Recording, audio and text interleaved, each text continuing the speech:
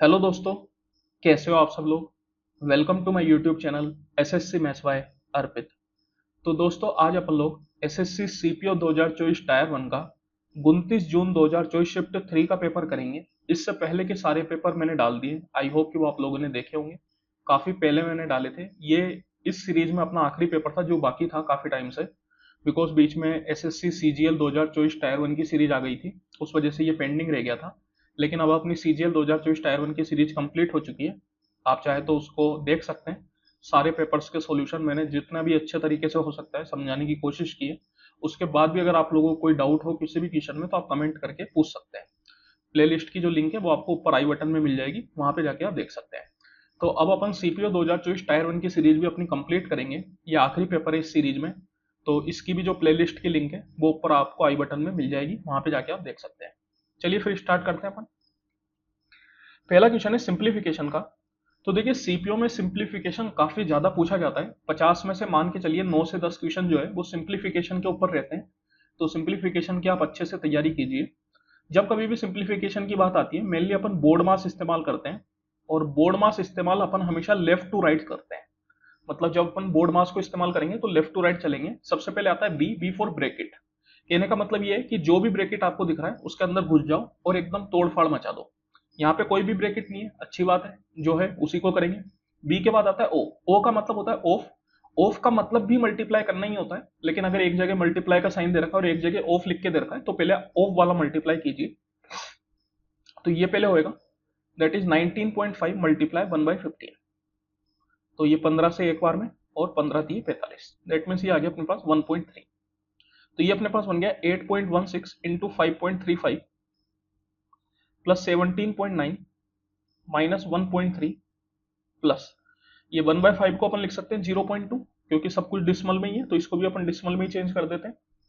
अब यहाँ पे आप देखिए ओ के बाद आता है डी। डी का मतलब डिवाइड, डिवाइड यहाँ पे है नहीं। फिर डी के बाद आता है एम। एम का मतलब मल्टीप्लाई।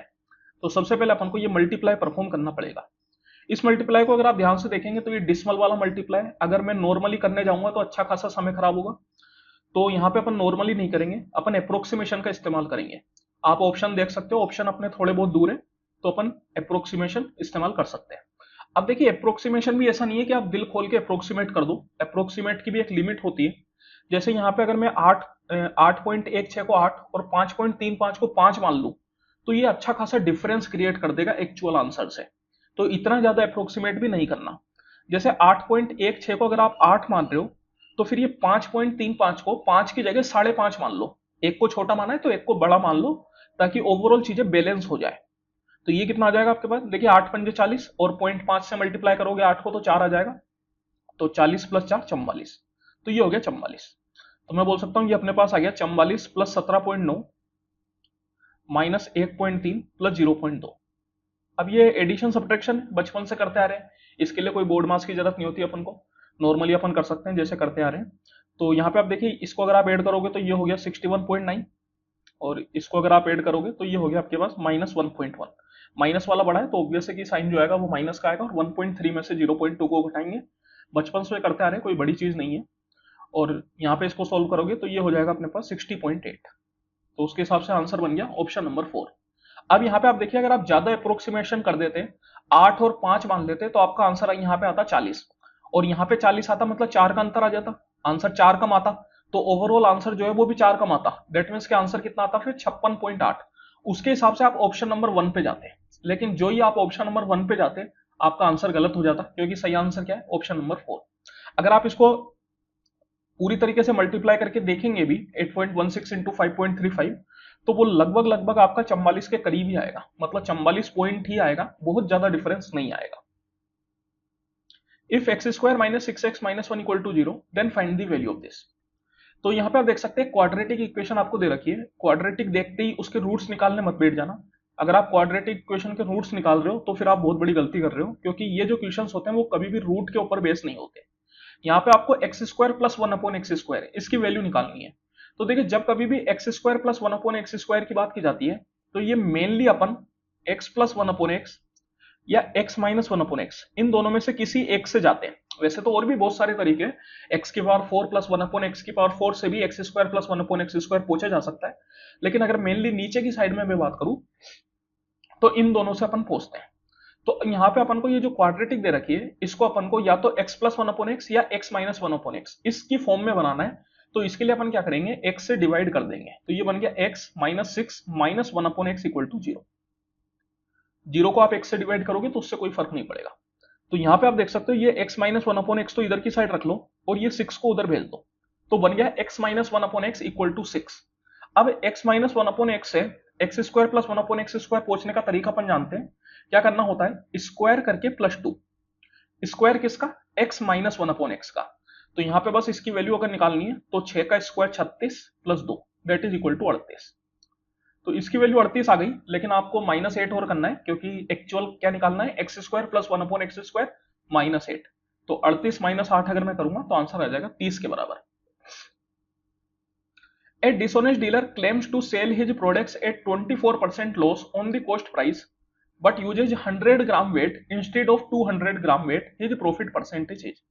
तो देखिए एक डिसऑनेस्ट डीलर है जो कि ये क्लेम करता है कि वो अपने प्रोडक्ट्स को 24% के नुकसान पे बेच रहा है, ऐसा वो क्लेम करता है। सच्चाई क्या है ये अपन निकालेंगे, लेकिन साथ ही साथ वो 200 ग्राम वेट की जगह 100 ग्राम वेट का इस्तेमाल कर रहा है।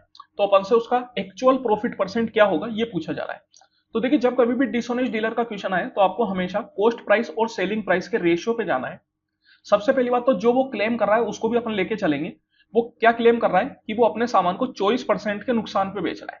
दैट मीन्स कि 100 रुपए की चीज को वो 76 रुपए में बेच रहा है, क्योंकि अगर 24% आप निकालेंगे 100 का तो 24 आएगा। दैट मीन्स सेलिंग प्राइस क्या बन जाएगी, 100 माइनस 24 इक्वल टू 76, 76।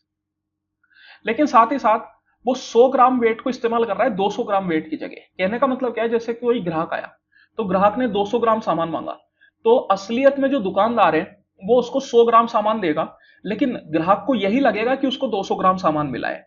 तो जो कॉस्ट प्राइस दुकानदार को पड़ेगा वो 100 ग्राम का ही पड़ेगा, क्योंकि उसने 100 ग्राम सामान ही दिया है। लेकिन जो उसको सेलिंग प्राइस मिलेगा वो पूरे 200 ग्राम का मिलेगा, क्योंकि ग्राहक को ऐसा लग रहा होगा कि उसको 200 ग्राम सामान मिला है, इसलिए वो पूरा पैसा देके जाएगा 200 ग्राम का। तो यहां पे अपन को क्या करना होता है, कंबाइंड रेशियो निकालना होता है। इधर अपन मल्टीप्लाई कर देंगे और आमने सामने आप कैंसिल आउट कर सकते हैं।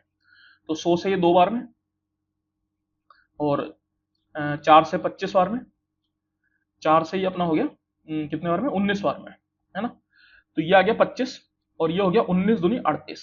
मतलब 25 रुपए के सामान को 38 रुपए में बेच रहे हैं। दैट मीन्स कि अपन बोल सकते हैं 13 रुपए का फायदा है कितने पे, 25 रुपए पे, मल्टीप्लाई 100%। तो यहाँ पे अगर अपन सोल्व करेंगे तो देखिए 25 का 4 बार में और 13 चौको 52। इसका मतलब जो ओवरऑल उसको फायदा हुआ है वो पूरे 52% का फायदा हुआ है। वो क्या क्लेम कर रहा था कि उसको 24% का नुकसान हुआ है, लेकिन असलियत में देखिए 50% से भी ज्यादा फायदा है, 52% का फायदा है। If 12 people can print 540 identical books in 10 days, then how many more people will be required to print 720 such books in 8 days? अगर 12 लोगों की जरूरत पड़ती है 540 बुक्स को प्रिंट करने के लिए 10 दिन में, तो अपन से पूछा जा रहा है कि 720 बुक्स को प्रिंट करना है 8 दिन में, तो इसके लिए कितने और लोगों की जरूरत पड़ेगी। तो यहां पे अपन से टोटल लोगों की संख्या नहीं पूछ रहा, अपन से पूछ रहा है कि भैया 12 लोग तो पहले से ही है, इसमें मैं और कितने लोग बढ़ा दूं कि 8 दिन में 720 बुक प्रिंट हो जाए। तो देखिए इसके लिए अपन एक रिलेशनशिप फॉलो करते हैं, M1D1T1 divide by W1 equal to M2D2T2 divide by W2। M का मतलब होता है नंबर ऑफ पर्संस, इसमें आदमी औरत बच्चे जो भी है सब आ गए। फिर D का मतलब होता है नंबर ऑफ डेज, T का मतलब होता है टाइम पर डे, मतलब जैसे 4 घंटे 6 घंटे पर डे इस तरीके से। लेकिन अगर आपको वहां पे कुछ भी नहीं लिख के दिया जा रखा तो फिर आप इसको नेग्लेक्ट करिए। और W का मतलब होता है वर्क डन, जैसे ये जो बुक्स की जो प्रिंटिंग है 540, ये क्या हुआ, ये अपना वर्क हुआ, तो W1 क्या हो गया 540 हो गया। तो यहाँ पे M हो गया अपना 12, D हो गया 10 और टाइम नहीं दे रखा तो उसको अपन हटा देंगे, और W हो गया 540। और इधर की साइड अगर मैं बात करूं तो यहाँ पे M को अपन X मान लेते हैं और नंबर ऑफ डेज हो गए 8 और वर्क डन कितना है 720 बुक। तो यहां से अपन सोल्व करके X की वैल्यू बहुत ही आसानी से निकाल सकते हैं। देखिए ये 180 का 3 बार में, ये 180 का 4 बार में, ये 3 से 4 बार में, और ये 4 से 2 बार में, और ये 2 से 5 बार में। तो यहां से x की वैल्यू अपने पास आ गई 4 पंजे 20। इसका मतलब टोटल 20 लोगों की जरूरत पड़ेगी 720 बुक्स को 8 दिन में प्रिंट करने के लिए। लेकिन अपन से टोटल लोगों की संख्या नहीं पूछ रहा, बोला जा रहा है कि और कितने लोगों की जरूरत है, मतलब 12 लोग पहले से ही है और इसमें मैं कितने जोड़ दूं कि मेरे पास 720 बुक्स जो है वो 8 दिन में प्रिंट हो जाए। तो और कितने लोगों की जरूरत है, 12 plus 8 equal to 20, that means कि 8 लोगों की और जरूरत है। Option number 1। Sumit and Rajiv working together can do a job in 20 hours, whereas Sumit alone can do the same job in 25 hours. In how many hours can Rajiv alone do the job? देखिए बोला जा रहा है कि Sumit plus Rajiv ये दोनों मिलके किसी काम को 20 घंटे में कर देते हैं और सुमित अकेला उस काम को 25 घंटे में करता है। तो यहां पर अगर मैं टाइम का रेशियो इनका लूं तो क्या आ जाएगा, तो टाइम का रेशियो हो जाएगा 5 का 4 बार में, 5 का 5 बार में, 4:5। तो देखिए जब कभी भी एफिशिएंसी की बात होती है, मतलब टाइम एंड वर्क के क्वेश्चंस आते हैं, तो उसमें एक बात अपन को ध्यान रखना है, एफिशिएंसी जो होती है वो टाइम का रेसिप्रोकल होती है। एफिशिएंसी इज इक्वल टू 1/टाइम। जितना ज्यादा टाइम होगा एफिशिएंसी उतनी कम, जितना कम टाइम लगेगा एफिशिएंसी उतनी ज्यादा। तो यहां पे अगर मैं एफिशिएंसी की बात करूं तो वो हो जाएगा इसका रेसिप्रोकल, दैट इज 5:4। तो यहां पे अगर मैं बात करूं टोटल वर्क, तो टोटल वर्क क्या होता है, तो टोटल वर्क होता है एफिशिएंसी इनटू टाइम। तो यहां पे आप इन दोनों में से किसी की भी एफिशिएंसी उठा लीजिए, जिसकी एफिशिएंसी उठाएंगे उसी का टाइम उठाना पड़ेगा। जैसे मैं अगर सुमित प्लस राजीव की एफिशिएंसी उठा लूं 5, तो टाइम कितना, तो टाइम है 20 घंटे। 4 मत उठा लेना, 4 ये अपना रेशियो है, रेशियो की बात नहीं, एक्चुअल टाइम कितना लग रहा है उसको लेंगे, तो एक्चुअल टाइम कितना 20 घंटे। तो ये हो गया टोटल वर्क। अब अगर इसको राजीव अकेला करेगा तो कितने की एफिशिएंसी से करेगा, देखिए सुमित प्लस राजीव 5 की एफिशिएंसी से कर रहे हैं, सुमित की अकेले की 4, तो मैं बोल सकता हूं कि 5 - 4 1, दैट मींस ये हो गई राजीव की एफिशिएंसी। तो राजीव अगर अकेला करेगा तो 1 की एफिशिएंसी से करेगा, तो कितना टाइम लगेगा, total work divide by efficiency, that is equal to 100 hours. Option number 3। The following pie chart shows details of per month expenditure of a family. Study the pie chart carefully and answer the question that follow. The expenditure on rent, medicine and electricity together is what percentage of the expenditure on groceries and education together? तो देखिए बोला जा रहा है कि जो rent, medicine और electricity के ऊपर एक्सपेंडिचर है वो कितना परसेंट है ग्रोसरी और एजुकेशन के ऊपर एक्सपेंडिचर का। तो रेंट की अगर अपन बात करें तो यहां पर है, that is dark blue colour, that is 15%। फिर मेडिसिन की अगर मैं बात करें तो येलो कलर जो कि है 12%। फिर इलेक्ट्रिसिटी की अगर अपन बात करें तो ये है light blue colour, that is 10%। तो ये टोटल एक्सपेंडिचर हो गया अपना रेंट, मेडिसिन और इलेक्ट्रिसिटी के ऊपर, जो कि आ गया 37%। अब बात की जा रही है ग्रोसरी और एजुकेशन। तो ग्रोसरी कहां है, ग्रोसरी ये वाला है ब्राउन कलर, दैट इज 20%। और एजुकेशन ये है ग्रे कलर, कितना 25%। तो इस पे जो अपना टोटल एक्सपेंडिचर खर्च हो रहा है वो हो रहा है 45%। तो अपन से पूछा जा रहा है कि जो 37% है वो 45% का कितना परसेंट है। तो 37% डिवाइड बाय 45% मल्टीप्लाई बाय 100%। तो यहां पे ये परसेंट तो ऊपर नीचे कैंसिल आउट हो गया, और इसको अगर अपन सोल्व करें तो देखिए आप कैंसिल आउट कर सकते हो उसको, 5 से ये 9 बार में और 5 से 20 बार में। तो 37 इंटू 20 कितना हो जाएगा, 37 दूनी हो जाता है अपने पास 74, दैट इज 740/9। तो 9 से अगर मैं इसको कैंसिल आउट करूं तो 9 8 जा 72, 20 9 दूनी 18, तो 82.22%। That is option number 3। Study the given table and answer the question that follow. That table shows the production of 5 different type of car by a company from 89 to 94. देखिए एक table अपन को दे रखी है, ये जो टेबल है वो 1989 से लेकर 1994 तक 5 अलग अलग टाइप की कार का प्रोडक्शन बताती है। और यहाँ पे अच्छी बात क्या है कि जैसे अगर मैं टाइप पी कार की बात करूं तो टाइप पी कार का 6 साल का जो प्रोडक्शन है उसका टोटल अपन को उनने खुद से दे दिया। और इसी तरीके से 1989 में 5 कार का जो प्रोडक्शन है वो भी दे दिया, मतलब हॉरिजॉन्टल टोटल भी दे रखा है और वर्टिकल टोटल भी दे रखा है। और साथ ही साथ इस पूरी टेबल का जो टोटल है, मतलब 6 साल में 5 टाइप की कार का जो प्रोडक्शन का टोटल है वो भी अपन को दे रखा है, कितना 476। अब यहाँ पे क्वेश्चन अपन से पूछ रहा है in which year was the production of cars of all types taken together. तो कौन से साल में सारी टाइप कार का जो प्रोडक्शन है वो अप्रोक्सीमेटली इक्वल है to the average of total production during the period. तो इस पूरे पीरियड का जो एवरेज है उसके बराबर। तो यहां पे आप देखिए इस पूरे पीरियड का एवरेज निकालने के लिए सबसे पहले तो इस पूरे पीरियड का सम निकालना पड़ेगा, जो कि उन्होंने पहले से दे रखा है, कितना 476। अब एवरेज निकालने के लिए अपन जानते हैं कि अपन को इसको डिवाइड करना पड़ेगा किससे। तो यहां पे देखिए दो तरीके हैं एवरेज निकालने के। एक तो ये जो अपन को प्रोडक्शन दे रखा है ये दे रखा है टाइप वाइज, और दूसरा दे रखा है ईयर वाइज।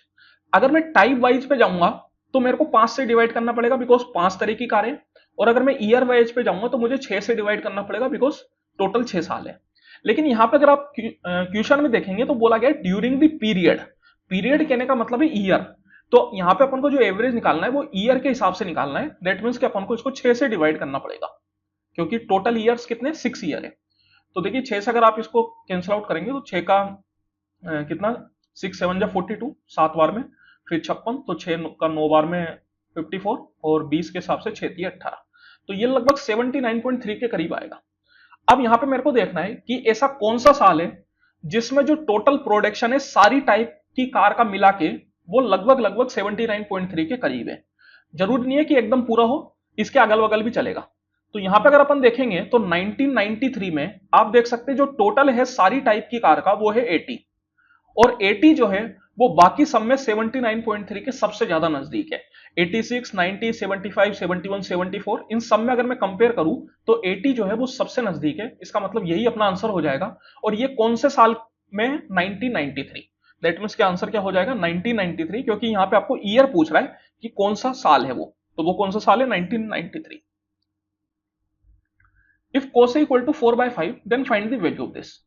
तो यहां पे आप देखिए cos अपन को दे रखा है, और cos अपन जानते हैं इक्वल टू होता है बेस अपॉन हाइपोटेनियस। तो अगर मैं इसको कंपेयर करूं तो अपन कह सकते हैं कि बेस आ जाएगा 4 के बराबर और हाइपोटेनियस आ जाएगा 5 के बराबर। 3 4 5 ये अपना एक ट्रिपलेट होता है, तो मैं बोल सकता हूं कि परपेंडिकुलर इक्वल टू हो जाएगा 3। अगर इसको अपन राइट एंगल में जमाना चाहे तो देखिए कैसे जमेगा। तो जैसे मैंने अगर ये मान लिया अपना एंगल दैट इज ए, तो ये जो बेस होता है वो हमेशा एंगल के साथ लगते हुए होता है, दैट इज ये वाला 4। और जो हाइपोटेनियस होता है वो हमेशा 90 के सामने वाला होता है। हाइपोटेनियस हमेशा फिक्स होता है, लेकिन बेस और परपेंडिकुलर फिक्स नहीं होते, ये एंगल पे डिपेंड करते हैं। जैसे अगर आप इसको मैं एंगल बी मान लूं तो एंगल बी के हिसाब से बेस कौन सा बनेगा, तो वो ये वाला बनेगा जो इसके साथ लगते हुए ये वाला।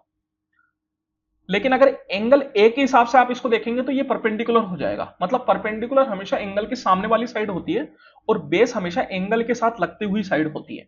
तो यहां पे ए की बात की जा रही है, तो ए के हिसाब से बेस क्या बनेगा ये नीचे वाला, और परपेंडिकुलर बनेगा इसके सामने दैट इज ये, और हाइपोटेनियस क्या 90 के सामने वाला वो फिक्स है दैट मीन्स 5 ये।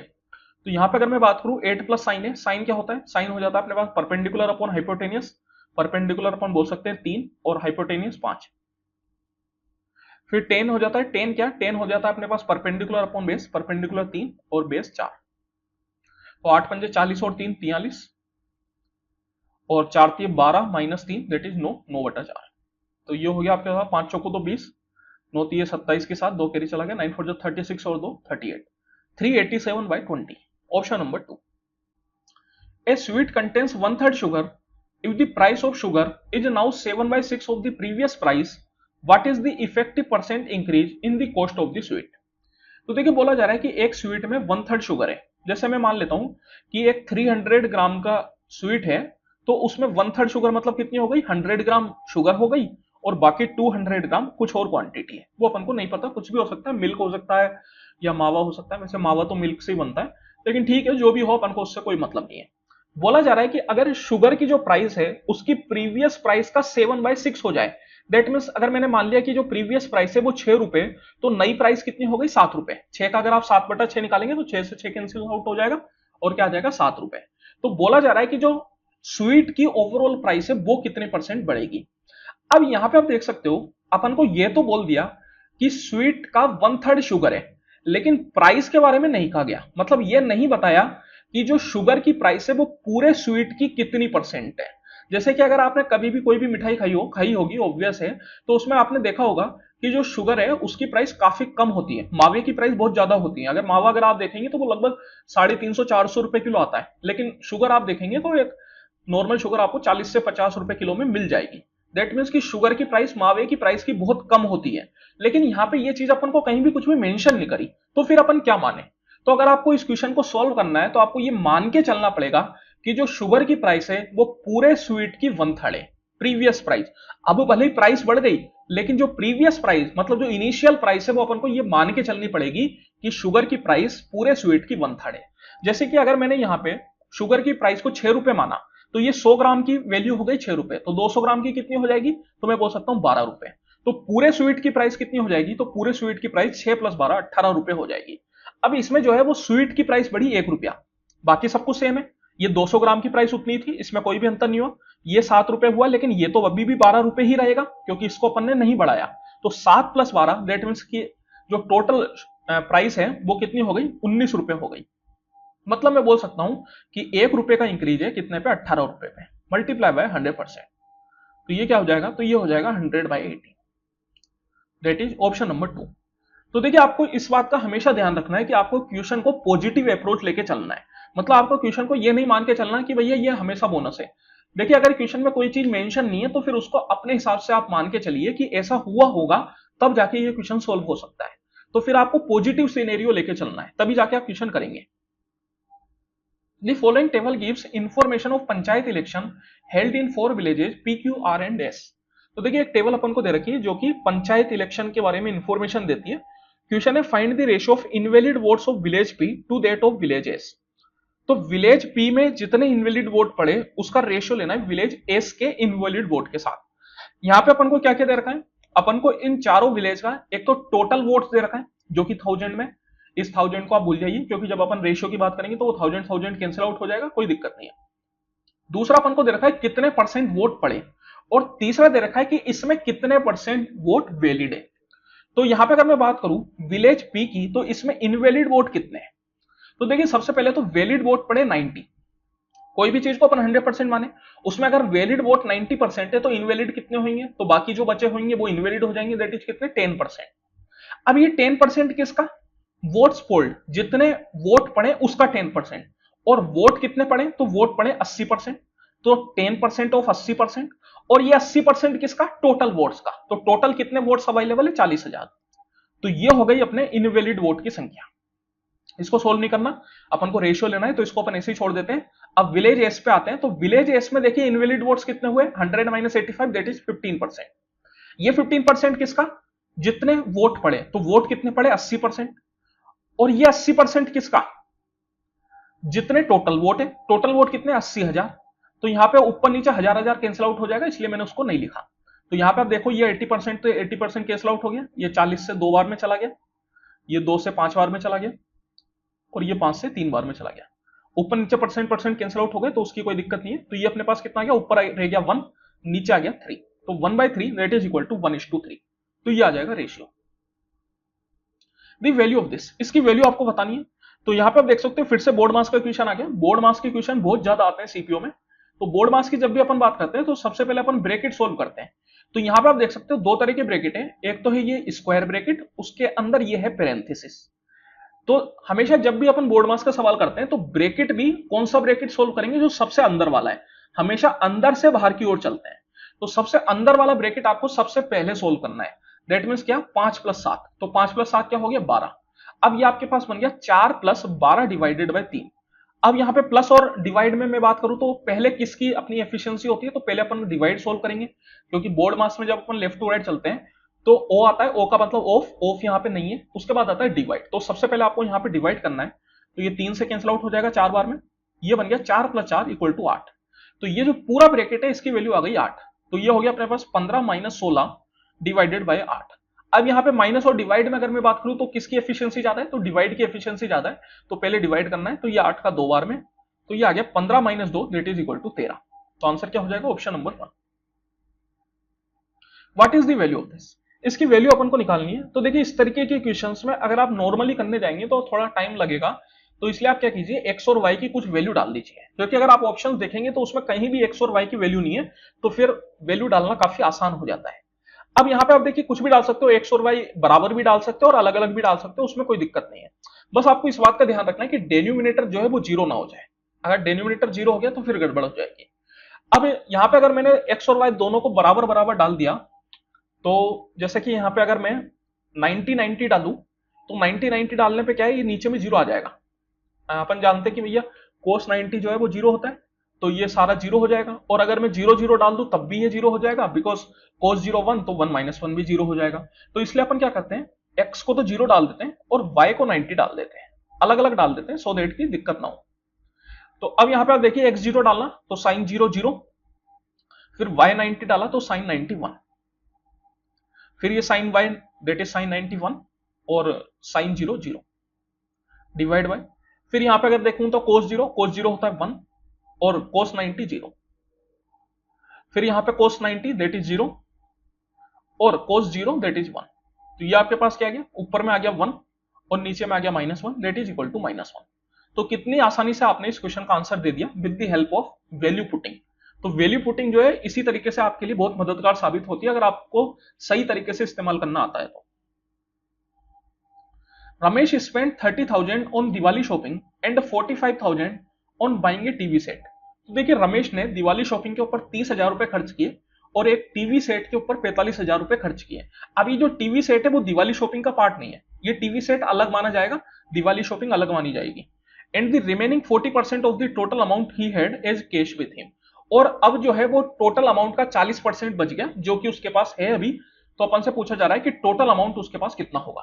तो देखिए जब कभी भी टोटल अमाउंट की बात की जाती है तो उसको अपन हमेशा 100% मान लेते हैं। इस 100% में से 40% उसके पास है तो कितना रह गया, दैट मींस कि उसने कितना खर्च किया, तो उसने 60% खर्च किया। और अगर अपन नंबर्स में बात करें कि कितना खर्च किया तो 30,000 तो दिवाली शॉपिंग पे, 45,000 टीवी सेट खरीदने में, दैट मींस कि टोटल उसने 75,000 रुपए खर्च किए। दैट मींस मैं बोल सकता हूं कि 60% की वैल्यू हो गई 75,000 रुपए। अपन से पूछ रहा है टोटल अमाउंट, टोटल अमाउंट अपन ने कितना माना था, 100% माना था, तो 100% की वैल्यू अपन से पूछ रहा है। तो यहां पे आप इसको थोड़ा सोल्व कर सकते हैं, पूरा पूरा कैंसिल आउट करने की जरूरत नहीं है। अपन क्या करते हैं यहाँ पे इसको 3 से आप कैंसिल आउट कर दीजिए, तो 3 से ये 20 बार में और 3 से ये चला गया अपने पास 25 बार में, दैट मीन 25,000। तो 20% की वैल्यू हो गई 25,000 और 100 जो होता है वो 20 का 5 बार में होता है। तो यहां पे अगर अपन 5 से मल्टीप्लाई कर रहे हैं तो इधर भी आप 5 से मल्टीप्लाई कर दीजिए, दैट मीन 25,000 का 5 बार में 1,25,000। इसका मतलब जो टोटल अमाउंट उसके पास है वो कितना है, 1,25,000। A man borrowed 29,000 for 3 years and 45,000 for 5 years at the same rate of simple interest. If he paid a total interest of 62,400, then what was the rate of interest? तो देखिए बोला जा रहा है कि एक आदमी ने 29,000 रुपए 3 साल के लिए किसी रेट ऑफ इंटरेस्ट पे बोरो किए और 45,000 रुपए 5 साल के लिए same rate of simple interest पे बोरो किए। मतलब जो रेट ऑफ इंटरेस्ट पहले वाले केस में था वही रेट ऑफ इंटरेस्ट दूसरे वाले केस में भी है और टोटल इंटरेस्ट जो उसने पे किया वो कितना किया, 62,400। तो अपन से रेट ऑफ इंटरेस्ट पूछ रहा है। तो देखिए यहाँ पे अगर मैं बात करूं तो टोटल इंटरेस्ट मतलब एक तरीके से उसने सिंपल इंटरेस्ट पे किया, क्योंकि सिंपल इंटरेस्ट पे ही अपन चल रहे हैं। तो सिंपल इंटरेस्ट का जो फॉर्मूला होता है वो होता है principal into rate into time बटा 100। एक सिंपल सा फॉर्मूला है, इस सिंपल से फॉर्मूले को यहाँ पे अपन इस्तेमाल कर सकते हैं। तो देखिए बोला जा रहा है कि 29,000 रुपए 3 साल के लिए, तो प्रिंसिपल हो गया 29,000 मल्टीप्लाई रेट ऑफ इंटरेस्ट अपन को निकालना है x% मान लेते हैं, टाइम हो गया 3 साल डिवाइड बाय 100। फिर ये तो हुआ पहला केस। दूसरे केस में प्रिंसिपल हो गया 45,000, रेट ऑफ इंटरेस्ट सेम रहेगा x और टाइम कितना 5 साल डिवाइड बाय 100। और ये पूरा जो इसने इंटरेस्ट पे किया वो किया 62,400। तो यहां पे जो भी कैंसिल आउट हो उसको आप कैंसिल आउट कर सकते हैं। ये 2 जीरो अपना चला गया, 290 इंटू 3 करेंगे तो कितना हो जाएगा, 9 3 27 के साथ 2 के लिए चला गया, 3 दूनी 6 8 6 और 2 8, दैट मींस 870x प्लस यहाँ पे अगर मैं करूँ 450 इंटू 5 करेंगे तो 2250x इक्वल टू 62400। तो ये कितना हो जाएगा, देखिए 870 प्लस 2250 अगर अपन करते हैं तो 7 और 5 12 की 2 और 1 के लिए चला गया 9 प्लस 22 दैट इज 31। तो 3120x इक्वल टू 62,400। तो यहाँ पे 3120 से ये डायरेक्ट कैंसिल आउट हो जाएगा 20 बार में। तो x की वैल्यू कितनी आ गई, तो x आ गया 20। दैट मींस की रेट ऑफ इंटरेस्ट कितना रहेगा, तो रेट ऑफ इंटरेस्ट अपन कह सकते हैं 20% का रहेगा। Option number 3।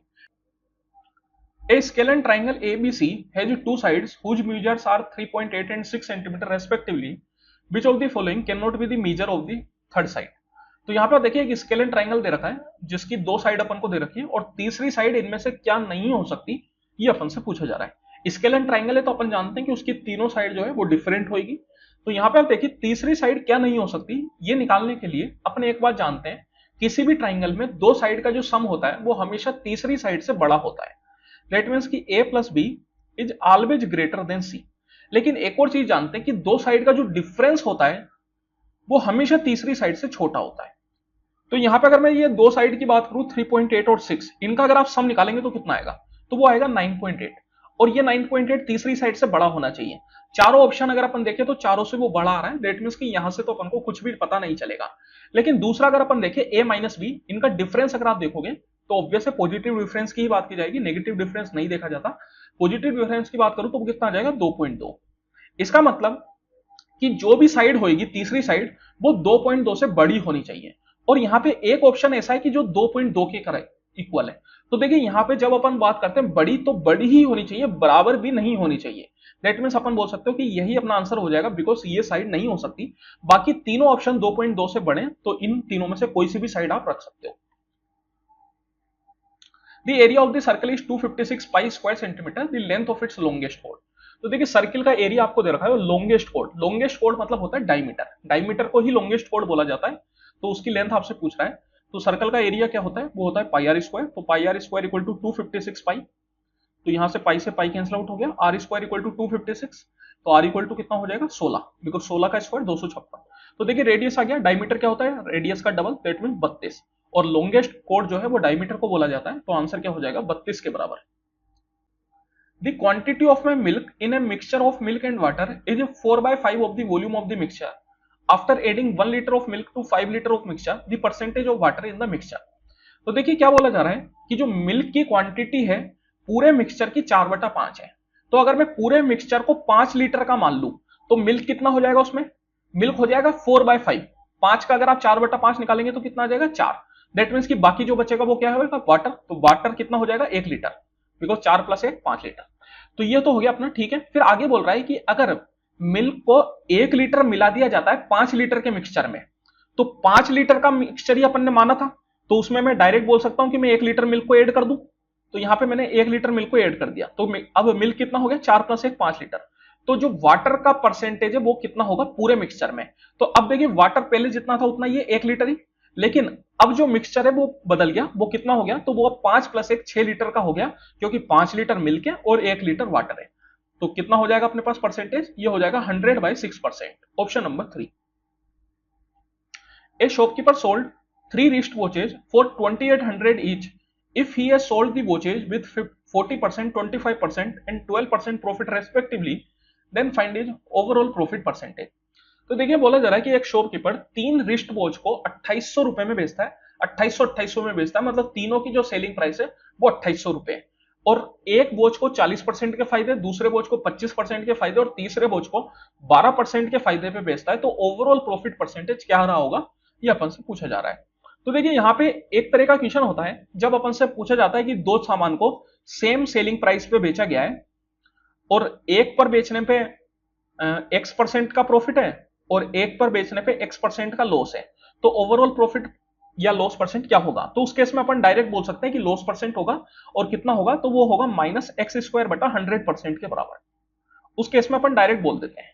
लेकिन यहां पर अपन नहीं बोल सकते, जब तीनों में प्रॉफिट हुआ है और अलग अलग परसेंट का हुआ है तो फिर अपन ये चीज को इस्तेमाल नहीं कर सकते, तो फिर अपन को सोल्व करना ही पड़ेगा। तो देखिए तीनों का जो सेलिंग प्राइस है वो 2800 रुपए, 1, 2 और 3। तो अब यहां पे बोला गया कि 40% के फायदे पे बेचा है, तो कॉस्ट प्राइस को अपन 100% मानते हैं, उसमें 40% का फायदा, देट में सेलिंग प्राइस कितना हो गया 140%। तो ये जो 2800 है ये आपके पास 140% की वैल्यू है और आपको कॉस्ट प्राइस निकालनी है, दैट मींस कि 100% की वैल्यू आपको निकालनी है। ऊपर नीचे आप चाहे तो परसेंट कैंसिल आउट हो जाएगा, तो इसलिए उसको लगाने की जरूरत नहीं है, लेकिन चाहे तो रख सकते हैं। तो यहां पे देखिए सीधा सीधा 140 का ही है 20 बार में, तो ये हो गया 2000, मतलब सेलिंग प्राइस आ गया 2000 रुपए के बराबर। इस केस में अगर मैं बात करूं तो 25% के फायदे पे बेचा है, तो 2800 पे 25%, मतलब 2800 जो है वो 25% फायदे के बाद वैल्यू आई है, दैट मींस कि 125% की वैल्यू है और यहां पे अपन को 100% की वैल्यू निकालनी है। तो ये थोड़ा देखिए पूरा पूरा तो अपना पास मतलब ऐसे डायरेक्ट तो नहीं होगा, लेकिन अब हो जाएगा 25 से 5 बार में, 25 से 4 बार में और 5 से अगर मैं इसको काटूं तो 5 का 5 बार में 25, 6 बार में 30, 0, 560 इंटू 4 कितना आ जाएगा अपने पास, तो ये हो गया 60 इंटू 4 240, 240 मतलब 2240। और इसकी अगर मैं बात करूं तो ये जो है वो 12% के फायदे के बाद बेचा है, 12% का फायदा मतलब 112% की ये वैल्यू है और अपन को 100% की वैल्यू निकालनी है। तो ये डायरेक्ट कैंसिल आउट हो जाएगा मेरे हिसाब से, बिकॉज 4 से ये 28 बार में होता रहता है और 4 से ये 25 बार में और 28 का ये 100 बार में, तो ये आ गया 2500 रुपए। तो यहां पे आप देख सकते हो सेलिंग प्राइस की अगर मैं बात करूं तो वो इन तीनों का ऐड हो जाएगी, तो टोटल सॉरी कॉस्ट प्राइस की अगर मैं बात करूं तो इन तीनों को ऐड हो जाएगी, तो टोटल कॉस्ट प्राइस कितनी हो गई 2000 प्लस 2240 प्लस 2500। अगर आप ऐड करेंगे तो कितना आ जाएगा, तो ये आ गया 6740।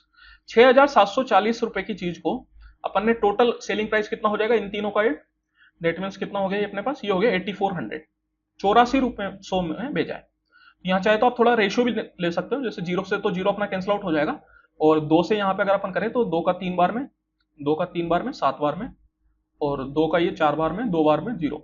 तो 337 रुपए को 337 रुपए की चीज को 420 रुपए में बेचा है, तो कितने रुपए का फायदा हो रहा है, तो यहाँ पे अगर अपन बात करें तो कितना हो गया 63 प्लस 20, दैट इज 83 का फायदा है कितने पे, 337 पे, मल्टीप्लाई बाय 100%। तो अब यह दिक्कत क्या है कि बाकी चीज तो फिर भी आसानी से हो गई, लेकिन इसको सोल्व करना थोड़ा मुश्किल है, क्योंकि यहां पे अगर आप ऑप्शन देखेंगे तो ऑप्शंस अपने बड़े नजदीक है। ये 0.2463 कहने का मतलब है 24.63%, क्योंकि ये परसेंट की जगह अपन को नंबर में बदल के दे रखा है। अगर आप इसको परसेंट में चेंज करेंगे तो आपको क्या करना पड़ेगा, मल्टीप्लाई बाय 100। सेम तरीके से ये है 24.55%, इस तरीके से ये है 24.19%, और ये है 24.75%। तो यहां पे अगर अपन देखेंगे कौन सा आंसर है, तो ऑप्शंस काफी ज्यादा नजदीक है, चॉइस पे तो आपको जाना ही पड़ेगा। और यहां पे अगर अपन बात करें तो ये जो आंसर दे रखा है अप्रोक्सीमेट करके दे रखा है, इस वजह से अपन डिजिटल सम या यूनिट डिजिट का इस्तेमाल नहीं कर सकते। तो यहाँ पे आपको पूरा पूरा सोल्व करना ही पड़ेगा, और कोई रास्ता नहीं है अपने पास। तो देखिए यहाँ पे कितना हो जाएगा, ये हो गया 8300 बाई 337। 337 का सबसे पहले 2 बार में तो जाएगा ही सही, अपन कह ही सकते हैं वो तो 2 बार में कितना हो जाएगा, तो देखिए 300 का 2 बार में 600, और 37 का 2 बार में हो जाता है 74, दैट मीन्स कितना हो गया 674। तो 830 माइनस 674 अगर आप करेंगे तो कितना आ जाएगा, 830 माइनस 674, दैट मीन्स 130 प्लस 26 156। 156 का मतलब हो गया 1560। 1560 का ऑब्वियस से 4 बार में जाएगा, क्योंकि सारे ऑप्शन में सेकंड जो डिजिट है वो 4 है।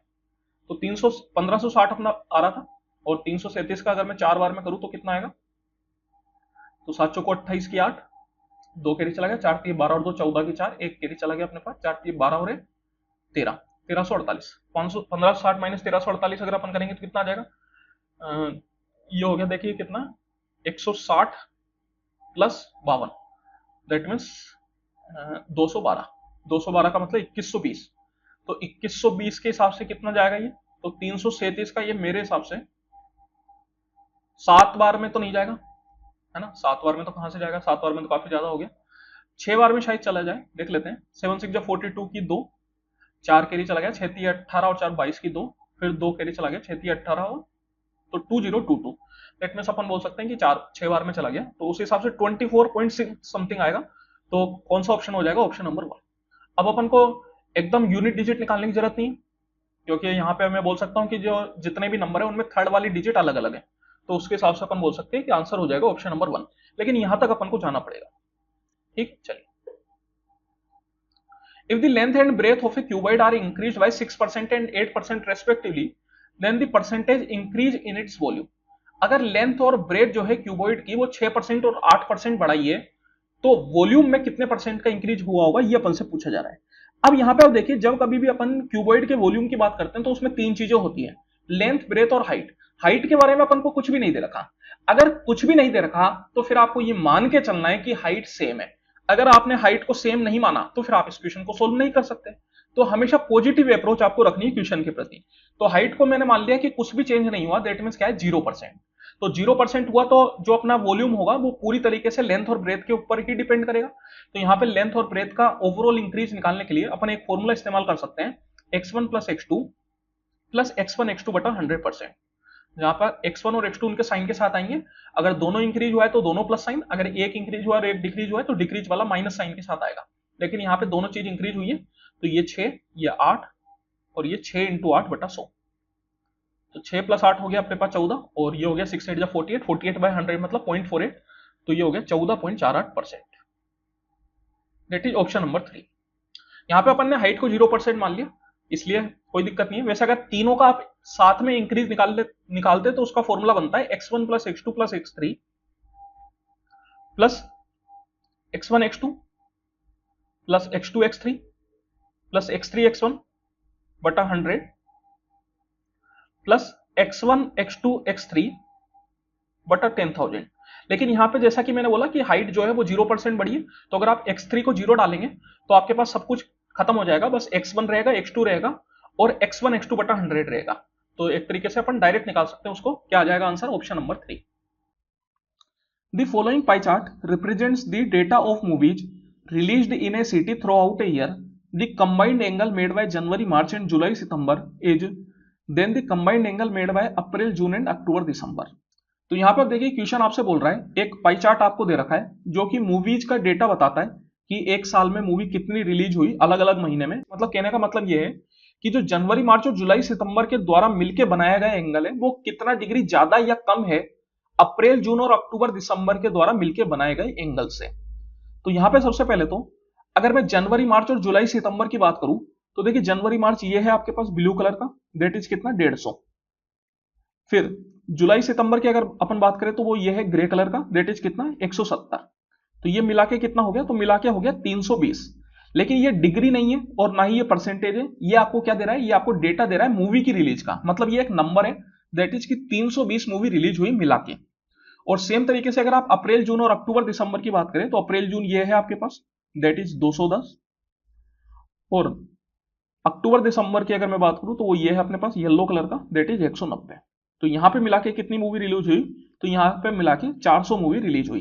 लेकिन अपन को जो आंसर देना है वो डिग्री में देना है। तो यहां पे अपन एक तो यू भी कर सकते हैं कि भैया पहले इन दोनों को सब्ट्रैक्ट कर दे, तो सब्ट्रैक्ट करने पे कितना आएगा, 80 आएगा। अब ये जो 80 है ये डिग्री नहीं है, तो अगर आपने इसको डिग्री समझ के 80 डिग्री लेस कर दिया तो आपका आंसर गलत हो जाएगा, क्योंकि ये नंबर है, मतलब 80 मूवी कम रिलीज हुई। लेकिन कितने डिग्री, डिग्री में आंसर पूछा जा रहा है ना, तो डिग्री में चेंज करने के लिए अपन क्या करेंगे, अपन जानते हैं कि इन सबका सम जो आप देखोगे तो वो हो जाएगा 720। और अपन जानते हैं कि कोई भी पाई चार्ट जो होता है वो हमेशा 360 डिग्री का होता है। दैट मीन्स कि 720 की वैल्यू हो गई 360 डिग्री। और मैं बोल सकता हूं कि ये जो है 320 वो 400 से 80 कम है, तो 80 की वैल्यू अपन को यहां पे निकालनी है। तो यहां पे आप देखिए, अगर मैं 720 को 1/9 करूंगा तो 80 आ जाएगा। दैट मीन्स कि मेरे को यहां पर भी 1/9 करना है, तो 360/9 अगर आप करेंगे तो आ जाएगा 40 डिग्री। इसका मतलब कि 40 डिग्री कम है एंगल। तो आंसर क्या होगा, option number 3, that is 40 degree less. Simplify the given expression. देखिए सिंप्लीफाई अपन को करना है, तो यहां पे अगर मैं बात करूं तो यहां पे ऊपर आपको न्यूमरेटर को अलग से सोल्व करना पड़ेगा, डिनोमिनेटर को अलग से सोल्व करना पड़ेगा, और बाद में फिर अपन दोनों को मर्ज कर देंगे। तो यहां पे अगर मैं न्यूमरेटर की बात करूं तो न्यूमरेटर में यहां पे सबसे ज्यादा एफिशिएंसी किसकी, ऑफ की। तो सबसे पहले अपन को ऑफ करना है। ऑफ का मतलब भी वैसे मल्टीप्लाई करना ही होता है, लेकिन उसकी एफिशिएंसी सबसे ज्यादा होती है। तो यहां पे मैं बोल सकता हूं 2/7 मल्टीप्लाई 63। तो देखिए 7 का ये 9 बार में, और 9 दूनी 18, तो ये आ गया अपने पास 18। तो ये बन गया 53 माइनस 18 माइनस 9।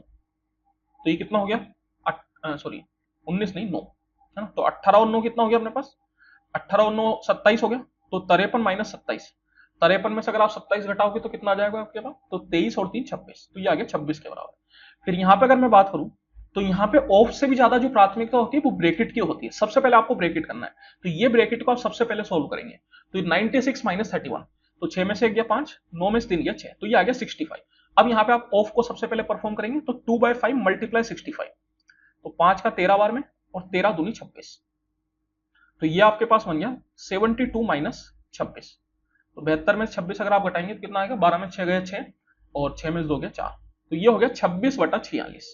न्यूमरेटर कितना गया 26, डिनोमिनेटर आ गया 46। इसको आप सोल्व कर लीजिए, 2 से 13 बार में, 2 से 23 बार में, तो कितना आ जाएगा 13/23, मतलब option number 3। In an election, 95% of the total voters cast their votes. In this election, there were only two candidates A and B. The winner A, by obtaining 75% of the total votes, defeated his contestant B by 5500 vote. Find the total number of voters in the election. देखिए बोला जा रहा है कि एक election में 95% लोगों ने अपना वोट डाला। तो जब कभी भी इलेक्शन का क्वेश्चन आए तो उस केस में अपन हमेशा टोटल नंबर ऑफ वोटर्स की संख्या को 100 के बराबर मान लेते हैं। इस 100 का 95% लोगों ने ही वोट डाला, मतलब कितने वोट पड़े, तो टोटल 95 वोट पड़े, 5 लोगों ने अपना वोट नहीं डाला, मतलब 5 वोट नहीं पड़े। देखिए दो कैंडिडेट है ए और बी। ए जो है उसको टोटल वोट्स का 75% मिला, और उसने बी को 5500 वोट से हराया। बी को 5500 वोट से हराया कहने का मतलब क्या होता है कि ए को बी की तुलना में 5500 वोट ज्यादा मिले, और ए और बी के वोट का जो डिफरेंस है वो इक्वल टू हो गया 5500 वोट। तो अपन से पूछा जा रहा है टोटल नंबर ऑफ वोटर्स कितने होंगे इलेक्शन में। टोटल नंबर ऑफ वोटर्स अपन ने कितने माने, 100 माने, मतलब एक तरीके से 100 की संख्या अपन से पूछी जा रही है।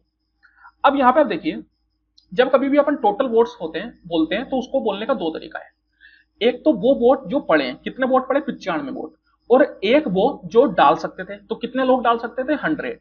तो यहाँ पे इस क्वेश्चन में अगर मैं बात करूं तो जो आंसर दिया गया है एसएससी के द्वारा वो 100 को लेके दिया गया है, मतलब टोटल वोट्स उनने जो माने वो 100 माने। मेनली अधिकतर केस में अपन टोटल वोट जो है वो जो वोट पड़े उन्हीं को मानते हैं, दैट इज 95 को मानते हैं। यहां पे अगर जैसे कि मैं 95 को मान के अगर इस क्वेश्चन को सोल्व करूं तो देखिए उसका आंसर क्या आएगा। तो 75% किसका, 95 का। तो बी को कितना मिला होगा, किसी भी चीज को अपन 100% माने तो उसमें 75% अगर ए को मिल गया तो बी को कितना मिलेगा, 25%। 25% किसका, 95 का। तो दोनों का जो डिफरेंस है वो 5500 दे रखा है। तो ए को है 75%, तो बी को कितना, 25%, और इनका डिफरेंस है 5500। दोनों का डिफरेंस कितना हो जाएगा, तो 75 माइनस 25 मतलब 50%, और 50% किसका, 95 का। तो 50% ऑफ 95 इज इक्वल टू हो गया 5500। तो यहां पर अगर आप सोल्व करेंगे तो देखिए 50 से 2 बार में, 5 से 19 बार में, 5 से 1100 बार में। तो यहां पे अगर मैं 19 की बात करूं तो 19 की वैल्यू हो गई 2200 के बराबर। तो एक की वैल्यू कितनी आ जाएगी, तो एक की वैल्यू अगर आप निकालेंगे तो देखिए 19 का एक बार में 19, फिर 22 माइनस 19 हो गया 3, 3 का मतलब 30, तो एक बार में 19, 110, 110 का मतलब 5 बार में 95, और 150 का मतलब हो गया लगभग 19 का 7 बार में। तो एक की वैल्यू हो गई 115.7। और टोटल नंबर ऑफ वोटर्स की वैल्यू आपसे पूछ रहा है, टोटल नंबर ऑफ वोटर्स आपने कितने माने, तो 100 के बराबर माने थे। तो 100 की वैल्यू कितनी हो जाएगी, 115.7 इंटू 100, दैट मीन्स 11570। 11570 अगर आप देखेंगे तो कहीं भी ऑप्शन में नहीं है। दैट मीन्स कि आंसर कैसे निकलेगा, आंसर दूसरे तरीके से निकलेगा। तो इनने जो टोटल वोट्स माने वो टोटल वोट्स क्या माने, जो लोग वोट दे सकते थे। तो वोट कितने लोग दे सकते थे, तो वो पूरे 100 लोग वोट दे सकते थे। तो 100 का 75% जो है वो ए को मिला। 100 का 75% निकालेंगे तो कितना आ जाएगा, 75 आ जाएगा। तो बी को कितना मिला फिर, देखिए 75 ए को मिल गया, 5 लोगों ने अपना वोट नहीं डाला, दैट मीन्स कि बी को कितना मिला, तो बी को 20 मिला। बिकॉज 75 प्लस 5 80, 80 प्लस 20 100, तो हो गया मिला के 100। मतलब बी को कितने वोट मिले, 20 मिले। तो इनका डिफरेंस आपको 5500 दे रखा है। तो 75 और 20 का डिफरेंस अगर आप करेंगे तो कितना आ जाएगा, 55। तो 55 की वैल्यू आपको 5500 दे रखी है। दैट मीन्स कि एक की वैल्यू कितनी आ गई, एक की वैल्यू आपको 100 दे रखी है। और टोटल नंबर ऑफ वोटर्स अपन ने कितने माने, तो वो 100 के बराबर माने। तो 100 की वैल्यू कितनी आ जाएगी, तो वो आ जाएगी 10,000। दैट मीन्स कि टोटल नंबर ऑफ वोटर्स कितने होंगे, 10,000। और 10,000 आपको ऑप्शन में दे रखा है, तो आंसर अपन बोल सकते हैं ऑप्शन नंबर 4। तो देखिए दोनों तरीके होते हैं सोचने के। टोटल वोट्स मेनली अपन अधिकतर केस में कैसे मानते हैं, पहले वाले केस की तरह मानते हैं। लेकिन इस क्वेश्चन का अगर मैं आंसर बात करूं तो वो कैसे आएगा, वो सेकंड वाले केस से आंसर आएगा। The side P R of a triangle P Q R is extended to S such that Q R equal to R S. तो एक ट्राइंगल पी क्यू आर है जिसकी साइड पी आर को अपन ने extend किया है। तो ये पी क्यू और आर को एक्सटेंड किया है कहां तक, एस तक। ये हो गया एस। बोला जा रहा है क्यू आर जो है वो आर एस के बराबर है, और एंगल पी आर क्यू मतलब ये वाला जो एंगल है वो 86 डिग्री के बराबर है। तो अपन से पूछ रहा है पी एस क्यू मतलब अगर मैं इसको जोड़ू इस तरीके से तो ये वाला एंगल अपन से पूछा जा रहा है। तो देखिए एक आसान सा सवाल है, क्योंकि अगर मैं क्यू आर एस की बात करूं तो ये कैसा ट्राइंगल हो गया, तो ये एक अपने पास आइसोसेलेस ट्राइंगल हो गया, बिकॉज क्यू आर और आर एस ये बराबर है। अगर ये वाला एंगल की मैं बात करूं तो ये एंगल कितना हो जाएगा, तो पी आर एस एक पूरा 180 का एंगल बनेगा। तो 180 माइनस 86 दैट मींस कितना हो गया अपने पास, ये हो गया 94 डिग्री का एंगल। अपन जानते हैं कि किसी भी ट्राइंगल में तीनों कोण का सम 180 डिग्री के बराबर होता है, और क्यू आर एस एक आइसोसेलेस ट्राइंगल है। तो एंगल आर क्यू एस और एंगल क्यू एस आर ये बराबर होंगे। अगर ये थीटा होगा तो ये भी थीटा होगा, तो मैं बोल सकता हूं 2 थीटा प्लस 94 इक्वल टू 180। यहां से आप थीटा की वैल्यू निकाल सकते हो। थीटा कितना आ जाएगा, तो ये आ जाएगा आपके पास 86/2 that is equal to 43 degree. Option number 3। If a car runs at a speed of 60 km per hour and takes 180 minutes to cover a certain distance, then what time will it take to cover the same distance at a speed of 40 km per hour? देखिए बोला जा रहा है कि अगर एक car 60 kilometre per our की speed से दौड़ रही है और उसको कोई डिस्टेंस कवर करने में 180 मिनट लगता है, तो same distance 40 kilometre per our की स्पीड से कवर करने में कितना टाइम लगेगा। तो यहां पे बोला जा सकता है कि भैया दोनों केस में डिस्टेंस बराबर है, distance equal to time into speed. तो पहले केस में टाइम कितना है, 180 मिनट। ये मिनट को मैं मिनट में ही रहने देता हूं, इसको आप चेंज मत करिए। और स्पीड कितनी, स्पीड है 60 किलोमीटर पर आवर। यह हो गया पहले केस का डिस्टेंस। और दूसरे केस में डिस्टेंस बराबर है, कितना होएगा, टाइम इंटू स्पीड। टाइम अपन को निकालना है तो उसको मैं टी रहने देता हूं, स्पीड कितनी 40 किलोमीटर पर आवर। तो ये दोनों बराबर हो जाएंगे बिकॉज डिस्टेंस बराबर है। तो यहां पे अपन देख सकते हैं किलोमीटर पर आवर से kilometre per our cancel out हो जाएगा आपका, और टाइम यहां पे अगर मैं बात करूं तो मिनट में आ जाएगा अपने पास। इसको आप सोल्व कर लीजिए। तो सोल्व करेंगे तो देखिए 20 से 2 बार में, 20 से 3 बार में, और 2 से ये 90 बार में, 90 3 270, 270 मिनट। 270 मिनट अगर मैं इसको ओवर में चेंज करना चाहूं तो 60 इंटू 4 होता है 240, मतलब 4 घंटे और 30 मिनट। तो टाइम कितना लगेगा, 4 घंटे 30 मिनट। Option number 1। In a circle the chords A B and C D intersect each other at point L. तो चलिए एक सर्किल बना लेते हैं। इस सर्किल में दो कोड है ए बी और सी डी जो कि इंटरसेक्ट कर रहे हैं each other at point L internally, मतलब दोनों कोड जो है वो आपस में अंदर ही इंटरसेक्ट कर रहे हैं। मान लेते हैं कि ये पॉइंट एल है और ये हो गया अपने पास ए बी, ये हो गया C D. If A L 18 नहीं 8, एल बी है 6, एल डी है 5 और सी एल आपसे पूछा जा रहा है। तो यहां पे आप देखिए एक फॉर्मूला आप जानते हो, A L into L B equal to C L into L D. जब कभी भी दो कोड सर्किल के अंदर इंटरसेक्ट करती है तो उनके इंटरसेक्टिंग पॉइंट से इन दोनों कोड को आप इस तरीके से मल्टीप्लाई करके लिख सकते हो। तो यहां पे सब कुछ अपन को दे रखा है, एल है 8, एल बी है 6, सी एल अपन से पूछ रहा है और एल डी है 5। तो बस सोल्व करना है अपन को। एक्स कितना हो जाएगा, 8 से 48 बटा 5, 5 से अगर आप इसको काटेंगे तो 5 का 9 बार में 45 और 6 बार में 30, that mean 9.6 centimetre. Simplify the following expression. तो देखिए फिर से सिंप्लीफिकेशन का क्वेश्चन आ गया। तो यहां पे अगर मैं बात करूं तो सबसे पहले तो आपको ये फ्रैक्शंस दे रखे हैं, और ये फ्रैक्शन कैसे, मिक्स फ्रैक्शन है। तो मिक्स फ्रैक्शन को अपन क्या करते हैं, इम्प्रॉपर फ्रैक्शन में चेंज कर लेते हैं। इम्प्रॉपर फ्रैक्शन मतलब क्या होता है कि जिसका न्यूमरेटर जो है वो डिनोमिनेटर से बड़ा, उसको अपन बोलते हैं इम्प्रॉपर फ्रैक्शन। तो यहाँ पे मिक्स फ्रैक्शन को इम्प्रॉपर फ्रैक्शन में कैसे चेंज करते हैं, तो 7 3 21, 21 प्लस 1 22, तो 22 बटा 7। फिर 7 एकम 7, 7 प्लस 4 11, 11 बटा 7 प्लस 3 ऑफ 3 दूनी 6, 6 और 2 8 बटा 3 प्लस 2.5 इंटू 2.4 डिवाइडेड 3 3 9, 9 और 1 10 बटा 3 माइनस 4 ऑफ 3। चलिए तो अब यहां पे आप देख सकते हो सबसे ज्यादा जो प्राथमिकता है इसमें वो किसकी, वो ऑफ की, बिकॉज यहां पे ऑफ से बड़ा कुछ भी नहीं है। तो यहां पे अपन ऑफ करते हैं। अब यहां पर ऑफ भी क्या है, 2 ऑफ है, तो दोनों में कौन सा करें। तो वैसे तो कायदा तो ये बोलता है कि लेफ्ट टू राइट चलने पे जो पहले आया उसको पहले करना है। तो लेफ्ट टू राइट चलने पे ये वाला आया, लेकिन यहां पे ये दोनों ऑफ जो है वो एक दूसरे से इंडिपेंडेंट है, काफी दूर है, बीच में काफी सारे अलग टाइप के सिंबल है। तो आप इन दोनों ऑफ को साथ में कर सकते हो, कोई दिक्कत नहीं है। तो यहाँ पे ऑफ का मतलब मल्टीप्लाई करना ही होता है, तो ये 3 से कैंसिल आउट हो जाएगा, तो ये आ गया 8 के बराबर, और ये हो गया 4 3 12। अब यहां पे आप देख सकते हो ये बन गया 22 बटा 7। अब यहां पे ऑफ के बाद जो आता है वो आता है डिवाइड, तो अपन 7 के साथ डिवाइड करते हैं। तो देखिए डिवाइड में अपन क्या करते हैं, जो पीछे वाला नंबर है उसका कर देते हैं रेसिप्रोकल। डिवाइड को अगर मैं मल्टीप्लाई में चेंज करूंगा तो ये पीछे वाले नंबर का रेसिप्रोकल हो जाएगा, दैट मींस 11 बटा 7 जो है वो 7 बटा 11 बन जाएगा, प्लस ये पूरा 8 आ गया था, प्लस 2.5 मल्टीप्लाई 2.4। इसकी अगर मैं बात करूं तो 10 बटा 3 चेंज होके क्या बन जाएगा, अगर इस डिवाइड को मैं मल्टीप्लाई में चेंज करूंगा तो ये 3 बटा 10 बन जाएगा, और ये माइनस 12। अब यहां पे आप जो भी है कैंसिल आउट कर सकते हैं, कोई दिक्कत नहीं है। तो ये 7 से 7 गया, ये 11 से 2 बार में। और इसकी अगर मैं बात करूं तो देखिए इस मल्टीप्लाई को भी आप सोल्व कर लीजिए।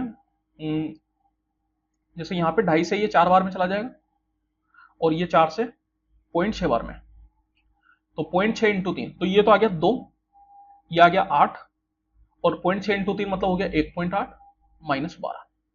तो इसको अपन को सोल्व करना है, 2 और 8 10, 10 प्लस 1.8 करेंगे तो 11.8, 11.8 माइनस 12 करेंगे तो माइनस में हो जाएगा अपने पास 0.2, और 0.2 मतलब 1 बटा 5, तो ये आ गया माइनस में 1 बटा 5। Option number 4। Find the value of this. इसकी वैल्यू अपन को फाइंड आउट करनी है। तो देखिए इस क्वेश्चन को करने के दो तरीके हैं, एक तो वैल्यू पुटिंग, दूसरा बेसिक ट्रिग्नोमेट्री। मैं यहाँ पे दोनों तरीके से आपको बताऊंगा, आपको कौन सा अच्छा लगा ये आप कमेंट करके जरूर बताना।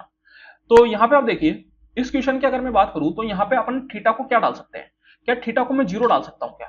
तो थीटा को यहाँ पे 0 जब आप डालेंगे तो आप जानते हो कि कोट 0 जो होता है वो होता है कोस 0 बटा साइन 0, और साइन 0 0 हो जाता है, तो कोट 0 जो है वो नॉट डिफाइन हो जाता है। तो जब कभी भी वैल्यू पुटिंग करें तो अपन को इस बात का ध्यान रखना है कि कोई सा भी ट्रिग्नोमेट्रिक रेशियो नॉट डिफाइन ना हो, दैट्स वाई यहाँ पे थीटा को आप 0 नहीं डाल सकते।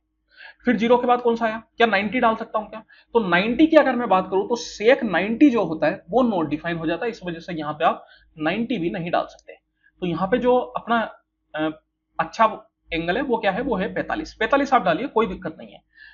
तो देखिए 45 जब आप डालेंगे तो सेक 45 क्या होता है, तो सेक 45 होता है √2 का स्क्वायर हो गया आपके पास 2। फिर टेन 45 की अगर मैं बात करूं तो टेन 45 होता है 1/√2 और 1/√2 का स्क्वायर हो गया 1/2। फिर कोट 45 की अगर मैं बात करूं तो 1 का स्क्वायर 1, तो ये 1+1। तो ये हो गया अपने पास 17/2, 10/2 और 7/2।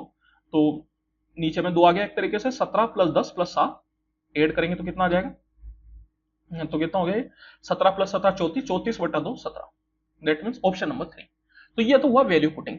दूसरा अगर मैं बेसिक ट्रिग्नोमेट्री से चलता तो कैसे करते हैं, तो यहां पे आप देखिए 1/sec² थीटा है, 1/sec² थीटा क्या हो जाएगा, तो वो हो जाएगा अपने पास cos² थीटा। तो ये बन गया 17 cos² theta plus 10 sin² theta, और 1 + cot² थीटा, ये डायरेक्ट एक आइडेंटिटी होती है जो कि आपको मालूम होनी चाहिए। 1 + cot² theta is equal to cosec² theta. तो ये अपने पास क्या बन गया, ये बन गया 1/cosec² थीटा। और जैसे 1/sec² थीटा cos² थीटा होता है, वैसे ही 1/cosec² थीटा जो है वो sin² थीटा होता है। तो ये बन गया 7 sin² थीटा। तो यहां पे ये बोल सकता हूं मैं 17 cos² थीटा, और ये हो गया 10 + 7 17 sin² थीटा। तो ये 17 कॉमन आ गया, तो ये बन गया cos² theta plus sin² theta, और cos² theta plus sin² theta ये हमेशा 1 के बराबर होता है, तो मैं बोल सकता हूं 17। तो आंसर क्या हो जाएगा 17, that is option number 3। Simplify the given expression, चलिए इसको सिंप्लीफाई करना है। तो अब यहां पे देखिए सिंप्लीफाई का फिर से बोर्ड मास का सवाल है, तो बोर्ड मास से ही अपन इसको करेंगे। लेकिन यहां पे अपन क्या करते हैं, पहले ये जो मिक्स फ्रैक्शन है इनको इम्प्रॉपर फ्रैक्शन में चेंज कर लेते हैं। तो 55 का 3 बार में कितना हो जाएगा, तो ये हो जाएगा 165, 165 प्लस 1 166, तो 166/3 डिवाइडेड, फिर 5 दिए 15 और 1 16/5, 2 दूनी 4 और 1 5/2, 3 दूनी 6 और 1 7/3, और ये 3/5। अब यहां पे आप देखिए अपन क्या करते हैं, यहां पे पहली ब्रैकेट खोल देते हैं। ब्रैकेट कैसे खोलेंगे, अपन जानते हैं कि बाहर माइनस साइन का माइनस साइन है, तो ये माइनस साइन इन दोनों से मल्टीप्लाई हो जाएगा। तो जब ये वाला खुलेगा तो ये बन जाएगा 5/2 -7/3 -3/5। और फिर अब जब मैं ये वाला करली ब्रैकेट भी खोल दूंगा तो बाहर प्लस साइन है तो कोई दिक्कत नहीं है, तो एक तरीके से ये पूरा 16/5 प्लस ये आ जाएगा। अब आप इसको सोल्व कर लीजिए, क्योंकि बाहर में डिवाइड है तो इसको सोल्व करना ही पड़ेगा। तो क्योंकि डिवाइड के साथ आप डायरेक्ट नहीं खोल सकते। तो चलिए इसको अपन सोल्व करें। तो यहाँ पे अपना जो एलसीएम है वो आ गया 5 दूनी 10 ये 30, और 16 में से 3 आप घटा लीजिए यहाँ पे 13, तो 5 से 6 बार में 13 का 6 बार में कितना 78 78 है ना। फिर 2 से ये 15 बार में, 15 का 5 बार में 75, और 3 से 10 बार में तो ये 70। तो ये कितना आ गया 75 - 70 5, 5 + 78 हो गया अपने पास 83, दैट इज 83 इसको अपन ऐसे ही छोड़ देते हैं। अभी बाहर में है 166/3, तो ये बन गया 166/3 डिवाइडेड 83/30। तो यहां पे अगर मैं इसको मल्टीप्लाई में चेंज करना है तो पीछे वाले का क्या करना पड़ेगा, रेसिप्रोकल, दैट इज ये बन जाएगा 30/83। देखिए 83 का ये 2 बार में हो जाएगा, और 3 का ये 10 बार में हो जाएगा। 10 × 2 20, तो आंसर क्या हो जाएगा 20 के बराबर, option number 1। The ratio of the speed of a boat to that of the current water is 35:8। The boat goes along with the current in 5 hours 10 minutes. What will be the time taken by the boat to come back? देखिए यहां पे सबसे पहले तो boat की speed और पानी की स्पीड का रेशियो अपन को दे रखा है 35:8। बोट की स्पीड को अपन S1 मानते हैं और पानी की स्पीड को अपन S2 मानते हैं, तो S1:S2 हो गया 35:8। अब बोला जा रहा है कि बोट जो है वो पानी के साथ 5 घंटे 10 मिनट लगा रही है। पानी के साथ कहने का मतलब है कि जिस दिशा में पानी जा रहा है उसी दिशा में बोट जा रही है, और उसको एक सर्टेन डिस्टेंस तय करने में 5 घंटे 10 मिनट का समय लगता है। तो अपन से पूछा जा रहा है कि वापसी में सेम डिस्टेंस तय करने में उसको कितना समय लगेगा। अब देखिए अगर बोट पानी के साथ जा रही है, मतलब जिस दिशा में पानी जा रहा है उसी दिशा में अगर बोट जा रही है, तो जब वो वापिस आएगी तो पानी के विपरीत दिशा में आएगी। जैसे कहने का मतलब क्या है कि ये पॉइंट ए से लेके पॉइंट बी तक पानी बह रहा है, और जो पानी की डायरेक्शन है वो A to B है, मतलब इस डायरेक्शन में पानी बह रहा है, और इसी डायरेक्शन में बोट जा रही है। तो बोट क्या हुआ, पानी के साथ जा रही है, लेकिन जब वो वापस आएगी तो वो B to A आएगी, मतलब यूं आएगी। लेकिन पानी जो है वो A to B ही बहेगा, पानी अपनी डायरेक्शन कभी भी चेंज नहीं करता, पानी सेम डायरेक्शन में ही बहता है। अगर बोट को वापस आना है तो उसको क्या करना पड़ेगा, विपरीत दिशा में आना पड़ेगा। मतलब यह हुआ कि अगर बोट डाउन स्ट्रीम में जा रही है तो आते वक्त उसको अप स्ट्रीम में आना पड़ेगा। अब यहां पे आप देखिए दोनों केस में डिस्टेंस बराबर है, ए से बी जाऊं या बी से ए आऊं, डिस्टेंस तो सेम तय करूंगा। दैट मींस कि दोनों केस में डिस्टेंस बराबर, distance equal to time into speed. तो दोनों केस का टाइम इनटू स्पीड जो है उसको अपन क्या करते हैं, बराबर कर देते हैं। अब यहां पे अगर मैं बात करूं तो पहले केस में टाइम लग रहा है 5 घंटे 10 मिनट। मिनट को अगर मैं आवर में चेंज करूं तो कितना हो जाएगा, 60 से डिवाइड करना पड़ेगा। दैट मींस कि 1/6 आवर। तो ये कितना हो गया, ये हो गया 5 + 1/6, तो कितना हो गया 31/6 आवर। तो पहले केस में डाउन स्ट्रीम में उसको 31/6 घंटे का टाइम लगा। और स्पीड कितनी होगी, तो स्पीड हो जाती है डाउन स्ट्रीम में S1 + S2। तो S1 + S2 क्या होगा, 35 + 8 43। अब यहां पे आप सोच रहे होंगे कि भैया रेशियो वाली चीज को ऐड कैसे कर दिया, तो उसको मैं अभी आपको बताता हूं कैसे कर दिया। अब यहां पे दूसरे केस में अगर मैं बात करूं तो दूसरे केस में जो बोट जाएगी वो अप स्ट्रीम में जाएगी। अप स्ट्रीम में जो स्पीड होती है वो होती है S1 - S2। टाइम अपन को निकालना है तो उसको अपन टी मान लेते हैं। और स्पीड कितनी हो जाएगी, तो वो हो जाएगी S1 - S2, मतलब 35 - 8 दैट इज 27। तो यहां पे देखिए मैंने रेशियो वाली चीज को डायरेक्ट एड और सब्ट्रैक्ट इसलिए कर दिया क्योंकि अगर मैं यहां पे मान भी लेता कि S1 35x है और S2 8x है, तो 35 + 8 क्या होता, 43x। 35 - 8 क्या होता, 27x। तो x और x दोनों साइड वो कैंसिल आउट हो जाता, इसलिए मैंने यहां पे उसको नहीं लिया और डायरेक्ट इनको एड और सब्ट्रैक्ट कर दिया। तो जब अपन दोनों साइड इक्वेट कर रहे हैं तो कोई दिक्कत नहीं, बिकॉज आगे वो कैंसिल आउट हो जाने वाला है। अब यहाँ पे टाइम अपन को निकालना है, तो यहाँ पे सबसे पहली बात करूं तो कुछ भी कैंसिल आउट नहीं होगा। तो चलिए कोई बात नहीं, कैंसिल आउट नहीं होगा तो नहीं होगा। अपन क्या कर सकते हैं उसमें 31 × 43, तो अगर इसको मैं मल्टीप्लाई करूं तो 31 का 3 बार में 93, 9 कैरी चला गया। 31 का 4 बार में हो गया 124, 124 और 9 अगर आप करेंगे तो 133, 1333 डिवाइड बाय, फिर ये 27 नीचे जाएगा। 27 × 6 अगर अपन करेंगे तो 162, तो ये आ गया 1333/162। तो देखिए इसको सोल्व करना है। अब इसको अपन को पूरा सोल्व नहीं करना, इसको अपन डिसिमल में निकाल के छोड़ देंगे। जो पहला नंबर अपने पास आएगा वो अपन को बताएगा आवर। तो एक 1333/162 अगर आप करेंगे तो देखिए 162 का मेरे हिसाब से ये 8 बार में जाएगा। तो 8 दूनी 16 की 6, एक कैरी चला गया, 8 48 और 1 49, 4 कैरी चला गया। 8 एकम 8 और 4 12, 1296। तो मैं बोल सकता हूं कि 8 बार में ये जा रहा है। तो ये 8 पॉइंट समथिंग आएगा। 8 पॉइंट समथिंग कहने का मतलब है कि 8 पॉइंट समथिंग आवर आएगा। इसका मतलब 8 घंटे पूरे और बाकी जो भी है वो मिनट और सेकंड। तो 8 घंटे पूरे के हिसाब से अपन बोल सकते हैं ऑप्शन नंबर 3। तो ये अपना आंसर हो जाएगा। पूरा सोल्व करने की इसको जरूरत नहीं है क्योंकि अपन को आवर्स पता चल गए और 8 घंटे केवल एकमात्र ऑप्शन में है, बाकी ऑप्शंस में घंटे अलग अलग है। ठीक है, चलिए find the value of this. तो यहां पे आप देखिए फिर से आप बोर्ड मास का सवाल है, बोर्ड मास का इस्तेमाल करोगे। बोर्ड मास क्या बोलता है कि सबसे पहले ब्रैकेट सोल्व करो। अब यहां पे आपको बहुत तरह के ब्रैकेट दिख रहे हैं, सबसे अंदर वाला ब्रैकेट कौन सा आपको दिख रहा है, तो वो ये है 1 + 4। तो ये क्या होगा, ये होगा 5। अब यहां पे उसके बाद कौन सा ब्रैकेट है, तो उसके बाद ये करली ब्रैकेट है जिसके अंदर है 5 × 5। तो 5 × 5 कितना, 25। तो ये पूरा करली ब्रैकेट हो गया 25। तो ये क्या बन गया, तो ये बन गया 16/2 - 7 × 15/3। फिर ये पूरा ब्रैकेट दे दिया आपको 25 के बराबर, प्लस 4 × 3 - 10। अब यहां पे देखिए ब्रैकेट आपके पूरे खत्म हो चुके हैं। ये जो बाहर का स्क्वायर ब्रैकेट है इसका कोई मतलब ही नहीं है क्योंकि ये तो पूरा एक ही है कि बाहर के साथ इसके बाहर कोई नंबर है ही नहीं, तो कोई दिक्कत ही नहीं है। अब यहां पे सबसे पहली जो प्राथमिकता है वो किसकी, इन सब में डिवाइड की।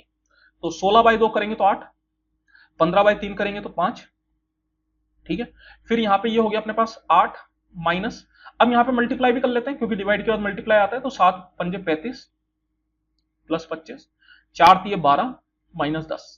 एडिशन सब्ट्रैक्शन है, नॉर्मली कर सकते हैं, बोर्ड मास की कोई बात नहीं होती, इसमें कोई जरूरत नहीं है मतलब बोर्ड मास की। तो देखिए यहां पे अगर आप देखेंगे तो 8 + 12 20, 20 + 25 हो गया 45, और 35 और 10 भी 45। तो ये बन गया 45 - 45 दैट इज इक्वल टू 0। तो इस पूरे का आंसर क्या हो गया, 0 के बराबर। The population of a town is 15,000 if the population increases by 15% in the first year, by 25% in the second year, and due to pollution it decreases by 6% in the third year. What will be its population after 3 years? तो देखिए बोला जा रहा है कि एक town की population 15,000 है, पहले साल ये 15% बढ़ती है, दूसरे साल 25% बढ़ती है और तीसरे साल 6% घट जाती है। तो 3 साल के बाद इसकी पॉपुलेशन कितनी होगी, ये अपन से पूछा जा रहा है। इस क्वेश्चन को करने के दो तरीके हैं। एक तो क्या, एक तो इन तीनों की मदद से मैं कंबाइंड कितना परसेंट का इंक्रीज हुआ है डिक्रीज हुआ है ये निकाल सकता हूं। इसका फॉर्मूला अपन जानते हैं, फॉर्मूला क्या होता है, जैसा अगर 3 साल की बात की जा रही है तो x1 + x2 + x3 plus x1 x2 plus x2 x3 plus x3 x1 divide by 100 plus x1 x2 x3 divide by 10,000। यहाँ पे x1 x2 और x3 जो है वो उनके साइन के साथ जाएंगे, अगर इंक्रीज हुआ है तो प्लस साइन और डिक्रीज हुआ है तो माइनस साइन। तो 15 और 25 तो इंक्रीज है, दैट मींस कि x1 और x2 तो हो गया प्लस 15 और x2 हो गया प्लस 25, लेकिन x3 की अगर मैं बात करूं तो वो डिक्रीज है, दैट्स वाई वो -6। तो यहाँ पे आप इसको वैल्यू पुट करके निकाल सकते हैं और सीधा फिर 15,000 पे उतने का इंक्रीज करके आप ओवरऑल वैल्यू निकाल सकते हैं। एक तो ये तरीका हो गया। दूसरा क्या, यहाँ पे मैं डायरेक्ट 15,000 पे इतना इतना इंक्रीज और डिक्रीज करते जाऊं, उस तरीके से भी अपन आंसर निकाल सकते हैं। तो इसको आप खुद सोल्व करना, मैं डायरेक्ट आपको बताता हूं। तो देखिए 15,000 पे पहले साल जो पॉपुलेशन का इंक्रीज हुआ वो हुआ 15%। तो कोई भी चीज को अपन 100% मानते हैं, 100% पे अगर आप 15% का इंक्रीज करेंगे तो कितना हो जाएगा 115%। तो 15,000 का 115%, तो 115 बटा 100%, हटा के अपन क्या करते हैं डिनोमिनेटर में 100 डाल देते हैं। फिर दूसरे साल जो है वो 25% का इंक्रीज हुआ। तो अब ये जो 25% का इंक्रीज है ये इस पूरी पॉपुलेशन पे होगा, मतलब पहले साल के एंड पे जो पॉपुलेशन रह गई उस पे 25% का इंक्रीज होगा। और पहले साल के पॉपुलेशन एंड पे कितनी पॉपुलेशन रह गई, तो 15,000 इंटू 115 बटा 100। तो 25% का इंक्रीज मतलब इसको अगर मैं 100% मान लूं तो 25% का इंक्रीज कितना हो जाएगा 125%। तो इस पूरे का 125%। और फिर तीसरे साल 6% पॉपुलेशन घट गई, तो ये जो 6% घटेगी ये इस पूरे पे घटेगी। तो इसको अगर मैं पूरे को 100% मान लूं तो 6% घटने का मतलब है 94%, तो इसका 94%। तो इसको अपन को सोल्व करना है, चलिए सोल्व कर सकते हैं। ये 2 जीरो कैंसिल आउट हो गया, 50 से 3 बार में, 50 से 2 बार में, 25 से 4 बार में, 25 से 5 बार में, और 2 से ये 47 बार में। तो ये अपने पास आ जाएगा। अब यहाँ पे देखिए और तो कुछ भी कैंसिल आउट नहीं हो रहा, लेकिन इस क्वेश्चन को अपन यूनिट डिजिट से तो नहीं चल पाएंगे, बिकॉज जितने भी ऑप्शन है सब में यूनिट डिजिट बराबर है, यूनिट डिजिट से नहीं चल सकते। अप्रोक्सीमेशन अपन यहाँ पे इस्तेमाल कर सकते हैं, क्योंकि जो ऑप्शन है वो अपने अच्छे खासे दूर है, तो अप्रोक्सीमेट कर सकते हैं अपन। तो अप्रोक्सीमेशन के लिए देखिए मैं क्या करूंगा, इस 4 को अगर मैं 47 से काटूं तो वैसे 47 से कटता नहीं है, 48 समझ के अगर मैं इसको काटूं तो ये 12 आ जाएगा। ये एक्चुअल में 12 से थोड़ा कम ही आएगा, लेकिन मैं इसको 12 मान लेता हूं। तो 12 के हिसाब से क्या आंसर बनता है, तो देखिए 12 पंजे 60 और 3 इंटू 115 हो गया 345। तो ये कितना आ जाएगा अपने पास, 6 पंजे 30 की 0, 3 कैरी चला गया, 6 को 24 और 3 27, 2 कैरी चला गया, 6 3 18 और 2 20, 20,700। इसका मतलब है कि जो ओवरऑल आंसर आएगा वो 20,700 से थोड़ा कम ही आएगा, बिकॉज इसको मैंने 12 मान लिया था, लेकिन ये 12 नहीं है, ये 12 से थोड़ा छोटा ही देगा। तो 20,700 से जस्ट छोटा जो आंसर है वो अपन लगा देंगे, दैट इज ऑप्शन नंबर 2। तो ये अपना आंसर हो जाएगा। A shopkeeper offers a 10% discount on dairy products and still manages to make a 20% profit. What is the actual cost to the shopkeeper of a dairy product? Mark rupees 420। देखिए बोला जा रहा है कि एक शॉपकीपर जो है वो 10% का डिस्काउंट देता है, लेकिन उसके बावजूद भी उसको 20% का प्रॉफिट हो जाता है। तो अपन से एक्चुअल कॉस्ट प्राइस पूछ रहा है और मार्क प्राइस जो है वो 420 रुपए है। तो देखिए सीधा फॉर्मूला अपन जानते हैं, cost price divide by mark price is equal to 100 minus discount percent divide by 100 plus या माइनस प्रॉफिट या लॉस परसेंट। अगर प्रॉफिट हुआ है तो प्लस साइन और लॉस हुआ है तो माइनस साइन। तो यहां पर देखिए कॉस्ट प्राइस आपसे पूछ रहा है, मार्क प्राइस कितनी तरह की 420, डिस्काउंट है 10% का, तो 100 माइनस 10 हो जाएगा 90, और यहां पे प्रॉफिट हुआ है कितने परसेंट का 20% का, तो प्लस साइन लेंगे तो 100 प्लस 20 120। तो इसको आप सोल्व कर लीजिए, ये जीरो आपके पास कैंसिल आउट हो गया। फिर जो भी कटे काट दीजिए, 2 से 6 बार में और 2 से 21 बार में, और 6 से 90 अपना कट जाएगा कितने बार में 15 बार में। तो कॉस्ट प्राइस आ गया 15 इंटू 21, 15 इंटू 21 कितना हो गया, तो 15 का ये 5, एक कैरी चला गया, 15 दूनी 30 और 31, 315 रुपए। तो कॉस्ट प्राइस हो जाएगा 315 रुपए। 2 rectangular sheets of paper each 60 centimeter by 36 centimeter are made into 2 right circular cylinders, one by rolling the paper along its length and the other along the breadth. The ratio of the volumes of the 2 cylinder thus form is। तो देखिए बोला जा रहा है कि 2 rectangular sheet है paper की और दोनों की लेंथ बराबर है 60 बाई 36। तो यहां पे जैसे एक शीट ये हो गई और एक शीट ये हो गई। अब इसमें आपको जिसको लेंथ मानना है उसको ब्रेथ, जिसको ब्रेथ मानना है आप मान सकते हो, लेकिन ऊपर वाले में जिसको लेंथ मानोगे नीचे वाले में भी उसी को लेंथ मानोगे, ऊपर वाले में जिसको ब्रेथ मानोगे नीचे वाले में भी उसी को ब्रेथ मानोगे, बदल नहीं सकते। जैसे यहां पे मैंने फिक्स कर दिया कि ऊपर वाले में लेंथ 60 है तो नीचे वाले में भी फिर लेंथ 60 ही रहेगी। तो ब्रेथ कितनी हो जाएगी, तो ब्रेथ इक्वल टू हो जाएगी 36, नीचे में भी ब्रेथ हो गई 36। अब देखिए बोला जा रहा है कि जो पहली शीट है उसको अपन ने उसकी लेंथ के अलोंग रोल करके सिलेंडर बनाया है। लेंथ की के अलोंग रोल करके सिलेंडर बनाने का मतलब क्या हुआ कि वो कुछ इस तरीके से रोल होएगी, तो ये अपना एक सिलेंडर बन जाएगा। तो इस सिलेंडर की जो हाइट है वो हो जाएगी 60 के बराबर, और इस सिलेंडर के सर्कल का जो सरकमफ्रेंस है, सर्कल मतलब ये जो दो गोले हैं, इनका जो सरकमफ्रेंस है वो ब्रेथ के बराबर हो जाएगा। तो इस केस में अपन को हाइट हो गई 60 और बेस का सरकमफ्रेंस क्या होता है 2 पाई आर, तो वो हो गया इक्वल टू 36। इस केस में अगर मैं बात करूं तो इस केस में ब्रेथ के अलोंग रोल कराएं, तो ब्रेथ मतलब 36, इसके अलोंग रोल किया है तो वो कुछ इस तरीके से रोल होगा। तो जो हाइट है वो हो जाएगी 36 के बराबर, और जो बेस का सरकमफ्रेंस है मतलब सर्कल का जो सरकमफ्रेंस है वो हो जाएगा 60 के बराबर। तो हाइट तो हो गई 36 और बेस का सरकमफ्रेंस कितना 2 पाई आर, तो 2 पाई आर इक्वल टू 36, नहीं 36 नहीं 60। तो यहां पे अपन को दोनों के वॉल्यूम का रेशियो लेना है। अब यहां पे देखिए दोनों में किसी को भी अपन ऊपर और किसी को भी नीचे मान सकते हैं, ऐसा क्योंकि क्वेश्चन में अपन को फिक्स नहीं करके दिया गया कि लेंथ को आपको 60 ही मानना है। ये लेंथ 60 मैंने माना, अगर मैं लेंथ को 36 मान लेता और ब्रेथ को 60 मानता तब भी कोई दिक्कत नहीं थी, तब भी अपना आंसर वही रहता। इसका मतलब यहां पे रेशियो कुछ भी हो सकता है, मतलब ऐसा नहीं है कि जैसे यहां पे अगर आप देखेंगे तो चारों रेशियो अलग है, तो अगर आपका आंसर 4/7 आए तो फिर 7:4 वाला आंसर आप लगा सकते हो। अगर आपका आंसर 3/5 आए तो फिर 5:3 वाला आंसर आप लगा सकते हो, उसमें कोई दिक्कत नहीं है, क्योंकि किसी को भी ऊपर और किसी को भी नीचे आप मान सकते हो। तो यहां पे देखिए मैंने ऊपर वाले को ऊपर मान लेता हूं, नीचे वाले को नीचे मान लेता हूं, अगर ऑप्शन नहीं मिलेगा तो फिर उल्टा करके देख लूंगा। तो यहां पर अगर मैं बात करूं वॉल्यूम की, तो वॉल्यूम क्या होता है सिलेंडर का, तो वो होता है पाई आर स्क्वायर एच। तो यहां पे पाई को तो पाई रहने देते हैं, रेडियस कितनी हो जाएगी, तो रेडियस हो गई 36/2 pi, that means R equal to हो गया 18/पाई।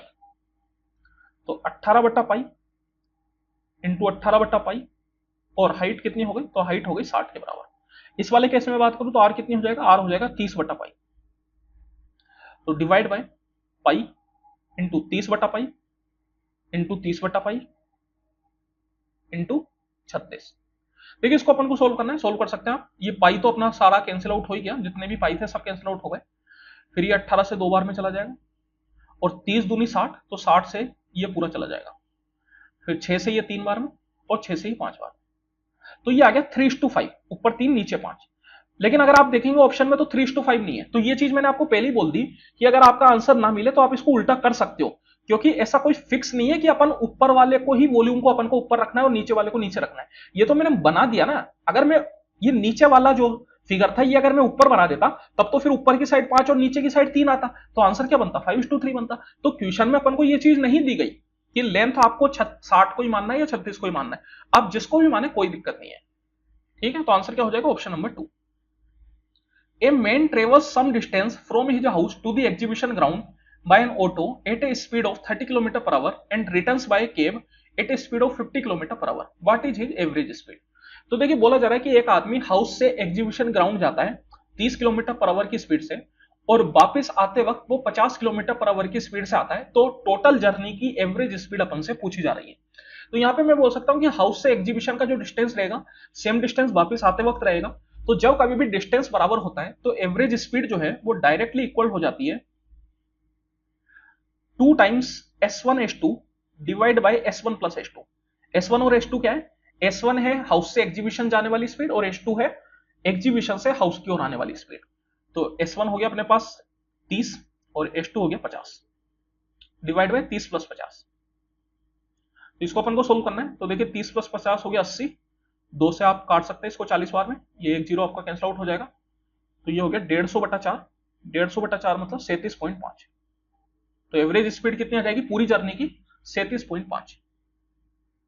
द वैल्यू ऑफ दिस, देखिए फिर से सिंप्लीफिकेशन का सवाल है। तो यहां पे सिंप्लीफिकेशन में न्यूमरेटर को अलग सोल्व करेंगे, डिनोमिनेटर को अलग सोल्व करेंगे। यहां पे अगर मैं बात करूं तो सबसे पहले अपन को क्या करना पड़ेगा, ब्रैकेट सोल्व करना पड़ेगा। ब्रैकेट को आप यहां पे ध्यान से देखिए, ब्रैकेट है 3 × 6 डिवाइडेड 1/3। तो यहां पे सबसे पहले आपको इस डिवाइड को परफॉर्म करना पड़ेगा। तो डिवाइड को परफॉर्म अपन कैसे करते हैं, डिवाइड को एक तरीके से मल्टीप्लाई में चेंज कर देते हैं, तो पीछे वाला जो नंबर है उसका रेसिप्रोकल हो जाता है। तो ये बन जाएगा 3 × 6 × 3। तो कितना हो गया 6 3 18 और 18 × 3 दैट इज 54। तो ये आ गया अपने पास 54 के बराबर। अब यहां पे मैं बोल सकता हूं अगर पूरे न्यूमरेटर की बात करूं तो ये हो गया 61 प्लस 2/5 × 75, और इस डिवाइड को भी मैं चेंज कर देता हूं साथ के साथ। तो डिवाइड को अगर मेरे को चेंज करना है तो क्या करना पड़ेगा, पीछे वाले का reciprocal that is multiply 1/6 minus 54 × 1/6। चलिए अब सोल्व करते हैं। तो अब यहाँ पे मल्टीप्लाई सोल्व होगा पहले, तो देखिए 5 से अपना कैंसिल आउट हो जाएगा, 5 से कितनी बार में, 15 बार में, फिर 3 से 5 बार में, 3 से 2 बार में, और 2 से ही 1 बार में, फिर 6 से ही अपना कैंसिल आउट हो जाएगा, 6 का 9 बार में। तो ये आ गया 61 प्लस 5 माइनस 9, तो 61 प्लस 5 हो गया 66, 66 में से अगर आप 9 घटाएंगे तो कितना आ जाएगा 57। तो जो अपना पूरा न्यूमरेटर है वो आ गया 57 के बराबर। डिनोमिनेटर की अगर मैं बात करूं तो यहाँ भी पहले अपन को इसको सोल्व करना पड़ेगा ब्रैकेट को, तो ये कितना होगा, 8 में 7 गए, 5 में 3 गए 2, तो ये अपने पास बन गया 2/3 इंटू 21, तो 3 से 7 बार में, और 7 दूनी 14, तो ये अपने पास आ गया 5 प्लस 14, तो ये तो हो गया 14, 5 प्लस 14 कितना हो गया अपने पास, तो 5 प्लस 14 19, तो न्यूमरेटर बन गया 57 और डिनोमिनेटर बन गया 19, 19 से 3 बार में, तो आंसर क्या हो जाएगा 3 के बराबर, option number 3। A student goes to his school by cycle. The distance from his house to school is 5 km and he covers this distance in 1 hour. While going, he stops twice for 5 minutes each. Find his average speed. तो देखिए बोला जा रहा है कि एक बच्चा है जो कि स्कूल जाता है अपने घर से साइकिल से, और बोला जा रहा है कि हाउस से लेके स्कूल की जो दूरी है वो है 5 किलोमीटर, और इस दूरी को वो 1 घंटे में तय करता है। लेकिन होता क्या है कि जाते वक्त वो रास्ते में 2 बार रुकता है 5-5 मिनट के लिए, मतलब टोटल कितनी देर के लिए रुका, 10 मिनट के लिए रुका। तो अपन से एवरेज स्पीड पूछ रहा है। देखिए जब कभी भी अपन एवरेज स्पीड की बात करते हैं तो उसमें जो अपन रुके उसको काउंट नहीं करते। एवरेज स्पीड जितनी देर अपन चलते रहेंगे केवल उसी टाइम को अपन काउंट करेंगे। एवरेज स्पीड इक्वल टू क्या होता है, total distance upon total time. तो जब यहां पे टोटल टाइम की बात की जाती है तो उसमें रुके हुए टाइम को कैलकुलेट नहीं किया जाता, मतलब उसको नहीं जोड़ा जाता। तो यहां पे डिस्टेंस तो है 5 किलोमीटर, टाइम कितना होगा, तो 1 घंटा उसको लगता है, लेकिन 10 मिनट के लिए वो रुकता भी है। इसका मतलब चल तो वो 50 मिनट ही रहा है ना, दैट मीन्स कि टाइम कितना लग रहा है उसको, तो उसको 50 मिनट का टाइम लग रहा है। मिनट को अगर मैं आवर में चेंज करूंगा तो क्या करना पड़ेगा, डिवाइड बाय 60, तो ये हो गया अपने पास, तो ये किलोमीटर, ये आवर। तो इसको अगर आप सोल्व करेंगे तो देखिए ये हो गया 5/6, और ये 5 से 5 कैंसिल आउट हो जाएगा, ये 6 ऊपर, तो 6 किलोमीटर पर आवर। तो ये हो गई उसकी average speed, that means option number 4। Two trains P and Q are running on parallel tracks in opposite direction with lengths of 110 meter and 140 meter respectively. Train P is running at a speed of 70 km per hour and took 5 seconds to cross train Q. The speed of train Q. देखिए बोला जा रहा है कि दो train है P और Q, वो पैरेलल ट्रैक पे अपोजिट डायरेक्शन में चल रही है। एक की लेंथ आपको दे दी 110 मीटर, दूसरे की लेंथ दे दी 140 मीटर। ट्रेन P जो है वो 70 की स्पीड से चलती है और 5 सेकंड का टाइम लेती है ट्रेन Q को पूरी तरीके से क्रॉस करने में। तो ट्रेन Q की स्पीड अपन से पूछी जा रही है। तो देखिए जब कभी भी ट्रेन का सवाल है तो उसमें अपन जो नॉर्मल फॉर्मूला लगाते हैं वो लगाते हैं time equal to distance upon speed. Distance हो जाता है दोनों ट्रेन की लेंथ का सम, और स्पीड क्या होती है, अगर अपोजिट डायरेक्शन में ट्रेन चल रही है तो स्पीड हो जाएगी s1 प्लस s2, और अगर सेम डायरेक्शन में ट्रेन चल रही है तो स्पीड हो जाएगी s1 माइनस s2। तो यहाँ पे ये जो टाइम आता है ये क्रॉसिंग टाइम आता है। क्रॉसिंग टाइम आपको क्या दे रखा है, तो वो दे रखा है 5 सेकेंड। जो फास्ट ट्रेन है वो स्लोअर ट्रेन को 5 सेकंड में क्रॉस कर देती है। और दोनों ट्रेन की लेंथ आपको दे दी, एक की लेंथ है 110 मीटर, दूसरे की लेंथ है 140 metre, divide by s1 plus s2। क्योंकि यहाँ पे दोनों ट्रेन अपोजिट डायरेक्शन में भाग रही है इसलिए स्पीड हो जाएगी s1 प्लस s2। तो ट्रेन P की स्पीड तो 70 दे ही दी, s2 अपन मान लेते हैं कि s के बराबर है, लेकिन यहाँ पे दिक्कत क्या है कि स्पीड जो है वो किलोमीटर पर आवर में है, लेंथ जो है ट्रेन की वो मीटर में, टाइम जो है वो सेकंड में है। तो जब कभी भी लेंथ मीटर में और टाइम सेकंड में, तो फिर आपको स्पीड को भी मीटर पर सेकंड में लेना पड़ेगा। तो मीटर पर सेकंड में चेंज करने के लिए अपन इसको 5/18 से मल्टीप्लाई कर देते हैं। यहाँ पे जो अपने पास s की वैल्यू आएगी वो किलोमीटर पर आवर में ही आएगी, क्योंकि उसको मैंने ऐसे की ऐसे रखा है, ये 5/18 से मैंने बाहर मल्टीप्लाई किया है। ठीक है, तो अब यहाँ पे आप देखिए इसको सोल्व कर लीजिए। तो यहाँ पे क्रॉस मल्टीप्लाई कर देते हैं, कोई दिक्कत नहीं है। 110 प्लस 140 कितना हो गया, 250 हो गया, है ना। तो 5 से अपन इसको काट सकते हैं, 5 से कितने बार में कट जाएगा, तो ये 5 से कट गया अपने पास 50 बार में। तो ये हो गया अपने पास 70 plus s into 5/18 equal to 50। 5 से और फिर ये 10 बार में कट गया, तो 70 प्लस s इक्वल टू 180। तो s इक्वल टू आ गया 110, दैट मीन्स कि 110 किलोमीटर पर आवर। तो ये जो स्पीड आई वो आपके पास डायरेक्ट किलोमीटर पर आवर में आएगी। इसको वापस किलोमीटर पर आवर में चेंज करने की गलती ना करें, क्योंकि अपन ने मीटर पर सेकंड में जरूर चेंज किया था, लेकिन 70 प्लस s को, मतलब s अपन पहले से किलोमीटर पर आवर में मान के चल रहे हैं, तो s कितना गया 110 kilometre per hour. Option number 1। The length of a side of an equilateral triangle is 18 centimetre. The area of the region lying between the circumcircle and the incircle of the triangle is.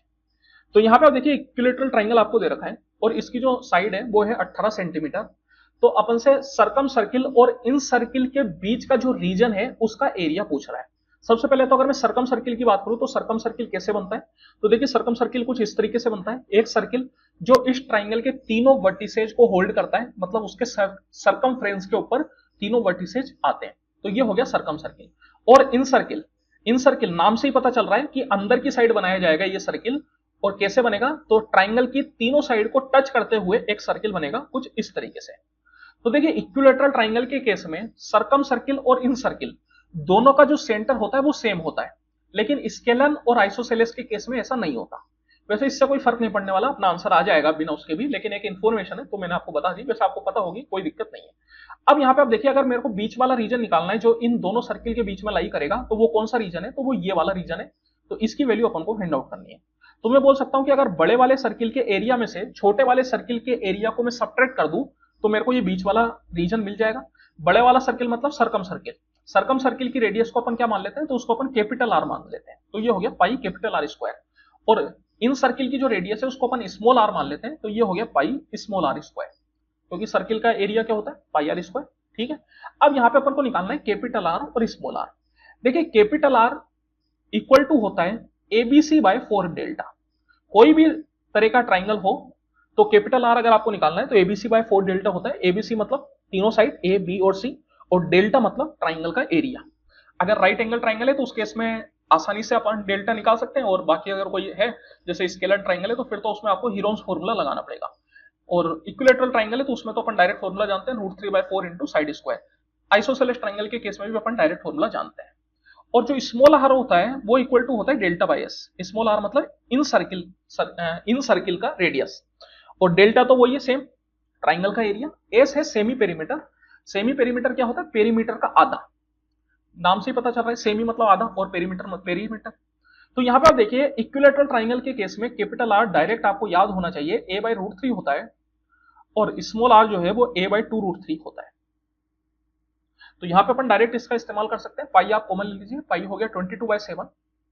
Capital R कितना हो गया, ए आपके पास है 18, तो 18/√3 का square minus, और small are क्या हो गया, तो 18/2√3 का स्क्वायर।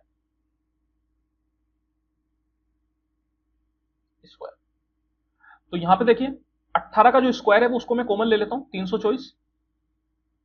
तो ये बन गया 1/√3 का स्क्वायर माइनस 1/2√3 का स्क्वायर। 1/√3 का स्क्वायर मतलब 1/3, और 1/2√3 का स्क्वायर मतलब 1/12। 1/3 माइनस 1/12 अगर आप करेंगे तो कितना आ जाएगा, 12 आ गया एलसीएम, तो 3 से 4 बार में 4 माइनस 1 3, दैट इज 3/12 मतलब 1/4। तो ये आ गया आपके पास 1/4 के बराबर। 4 से आप इसको कैंसिल आउट कर सकते हो, 4 का 8 बार में और ये 1 बार में, तो ये अपने पास बन जाता है 22 इंटू 81/7। पूरा सॉल्व करने की जरूरत नहीं है, यहाँ पे अपन यूनिट डिजिट से चल सकते हैं। अगर ऊपर की साइड में यूनिट डिजिट की बात करूं तो वो क्या हो जाएगी, 2 इंटू 1 2। तो अपन को देखना है कि कौन सा वाला ऑप्शन है जिसमें यूनिट डिजिट 2 आती है। तो यहाँ पे आप देखेंगे तो ये सब मिक्स फ्रैक्शन है, तो एक तरीके से मिक्स फ्रैक्शन को अपन अगर इम्प्रॉपर फ्रैक्शन में चेंज करें तो ये क्या बनेगा, तो ये बनेगा 7 चौको 28, 28 प्लस 3 31, मतलब यूनिट डिजिट क्या आई, 1 आई। यहाँ पे बात करो 7 चौको 28, 28 और 2 30, मतलब यूनिट डिजिट क्या आई, 0 आई। यहाँ पे क्या आएगी, 7 चौको 28 प्लस 1 29, मतलब यूनिट डिजिट 9। 7 चौको 28 प्लस 4 32, मतलब यूनिट डिजिट 2। तो यहाँ मैं बोल सकता हूँ कि अपना आंसर क्या हो जाएगा, ऑप्शन नंबर 4, बिकॉज इसमें यूनिट डिजिट क्या आ रही है, न्यूमरेटर की 2 आ रही है। डिनोमिनेटर तो देखिए दोनों में साथ साथ ही आएगा, यहाँ भी 7 आ रहा है और जो ऑप्शन है उसमें भी 7 ही आ रहा है। न्यूमरेटर की यूनिट डिजिट की बात कर रहे हैं तो वो क्या आ जाएगी, 2 आ जाएगी। उस हिसाब से आंसर क्या हो जाएगा, option number 4। If 2a plus 2b plus c equal to 0, then find the value of this। यहाँ पे आप देख सकते हो एक इक्वेशन है और 3 वेरिएबल। अगर वेरिएबल्स की संख्या ज्यादा है इक्वेशन से, तो जितनी वेरिएबल ज्यादा है उन सबको आप अपने हिसाब से कुछ भी पुट कर सकते हो। जैसे यहाँ पे एक इक्वेशन है और 3 वेरिएबल है, तो मैं बोल सकता हूँ 2 वेरिएबल ज्यादा है, तो 2 वेरिएबल को मैं अपने हिसाब से कुछ भी पुट कर सकता हूँ। लेकिन वैल्यू पुटिंग करते वक्त अपन को इस बात का ध्यान रखना होता है कि जिस चीज को अपन सोल्व कर रहे हैं उसका डिनोमिनेटर 0 ना हो जाए, क्योंकि अगर वो नॉट डिफाइन हो गया तो फिर तो नॉट डिफाइन का तो मतलब ही है कि वो डिफाइन नहीं हो रहा, तो फिर उसको अपन कैसे सोल्व करेंगे। भैया सोल्व करने के लिए कोई चीज डिफाइन तो होनी चाहिए ना। दैट मीन्स कि यहाँ पे अगर आप ए बी सी इन तीनों में से किसी भी 2 को 0 डालोगे तो तीसरा अपने आप ऑटोमेटिकली 0 हो जाएगा, और अगर ये तीनों 0 हो गए तो फिर आपका डिनोमिनेटर यहाँ पे 0 आ जाएगा। तो यहाँ पे मैं 2 को तो 0 नहीं डाल सकता।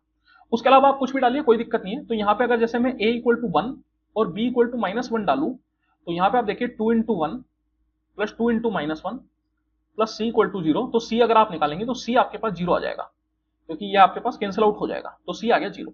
अब यहाँ पे आप वैल्यू पुटिंग कर दीजिए, तो a आ गया 1, 1 का स्क्वायर, b आ गया -1, तो -1 का स्क्वायर, और c आ गया 0, तो 0 का स्क्वायर। फिर नीचे में भी c आ गया 0, तो 5 इंटू 0 का स्क्वायर, ये -8 इंटू a1 और b -1। ऊपर आप देख सकते हो 1 का स्क्वायर 1, 4 इंटू 1 4, -1 का स्क्वायर भी 1 ही होता है, तो 4 इंटू 1 यहाँ भी 4, और वो तो 0 आ गया, नीचे में ये 0, ये -8 इंटू -1 प्लस 8, तो 8/8 इक्वल टू 1। तो आंसर क्या हो जाएगा? ऑप्शन नंबर 3 1 के बराबर। Find the mean from the following table. तो यहां पे आप देखिए आपको मीन निकालना है। अपन को दो कॉलम दे रखे हैं, एक है स्कोर का और एक है फ्रीक्वेंसी का। फ्रीक्वेंसी का मतलब क्या होता है कि वो नंबर कितनी बार आया। तो ये जो नंबर 15 है ये 2 लोगों के आया। सेम तरीके से ये 18 स्कोर जो है वो 3 लोगों के आया, 21 स्कोर जो है वो 4 लोगों के आया। दैट मीन्स कि अगर जैसे नॉर्मल तरीके से अगर अपन नंबर्स को लिखते हैं तो वो कैसे लिखते हैं? 15 15, 18 18, 18, फिर 21 एंड सो ऑन।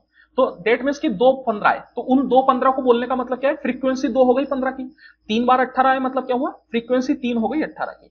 तो देखिए जब कभी भी अपन मीन की बात करते हैं तो मीन एक तरीके से एवरेज ही होता है। एवरेज और मीन मेनली अपन बराबर मानते हैं। तो मीन क्या होता है? सारे नंबर्स का सम डिवाइड बाय टोटल नंबर्स। तो यहां पे सारे नंबर क्या होंगे? तो ये 15 और 15 2 बार होंगे, तो इनका सम एक तरीके से 30 होएगा। अगर आप केवल स्कोर का सम कर दोगे तो फिर आपका आंसर गड़बड़ हो जाएगा, बिकॉज ये स्कोर 15 जो है वो 2 बार आया, तो ये जो 15 है ये 2 बार सम होगा, और ये 18 जो है वो 3 बार आया, तो ये जो 18 है वो 3 बार सम होगा। तो यहां पे मैं बोल सकता हूं कि 15 दूनी 30 प्लस 18 3 54 प्लस 21 चौकू कितना हो जाएगा? 84 plus so on divide by total numbers. तो टोटल नंबर्स कितने? फ्रीक्वेंसी। फ्रीक्वेंसी एक तरीके से क्या बता रही है? Total number. तो 2 लोग, 3 लोग, 4 लोग, तो इन सब का सम। तो 2 और 3 5, 5 4 9, 9 और 1 10, 10 5 15, 15 और 1 16, 16 और 2 18, मतलब 18। तो ये हो जाएगा आपका मीन। तो देखिए ये तो हुआ एक तरीका, इसको मैंने पूरा नहीं निकाला क्योंकि इस तरीके से मैं आपको नहीं बता रहा। इसमें मैं आपको दूसरा तरीका डेविएशन मेथड बताऊंगा। तो अगर इसी क्वेश्चन को मेरे को डेविएशन मेथड से करना होता तो मैं कैसे करता? तो देखिए डेविएशन मेथड में अपन क्या करते हैं, इन सब नंबर के नजदीक में एक नंबर आप मान लीजिए। जैसे कि यहां पे मैंने 20 मान लिया, क्योंकि 20 जो है वो इन सब के नजदीक है।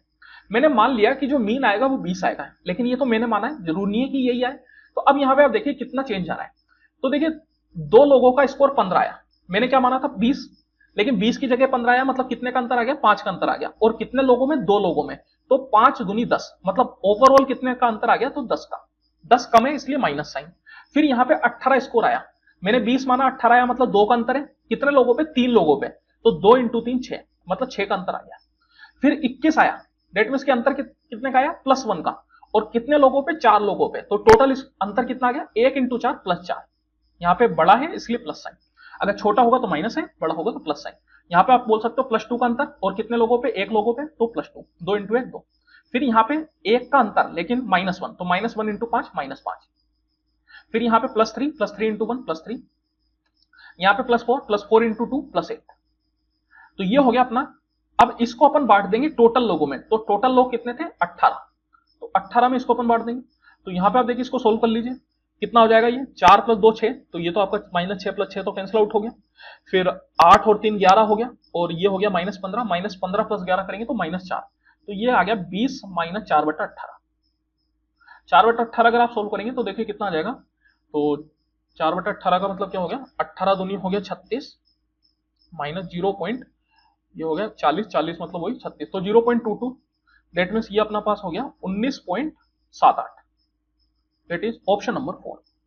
यहां से अगर आप सोल्व करते हैं ऊपर से तो यहां से भी आपके पास 19.78 ही आता, लेकिन बस यहां से कैलकुलेशन थोड़ी बढ़ जाती क्योंकि नंबर्स जो है वो बड़े बड़े हो जाते हैं। यहाँ पे नंबर छोटे छोटे हो गए इसलिए कैलकुलेशन आसान हो गई। तो डेविएशन मेथड में बस इतना सा अंतर है कि नंबर्स जो है वो छोटे छोटे हो जाते हैं, तो कैलकुलेशन थोड़ी आसान हो जाती है, वरना काम तो वही हो रहा है एक तरीके से, काम में कोई बहुत अंतर नहीं है। दी वैल्यू ऑफ दिस, इसकी वैल्यू अपन को निकालनी है।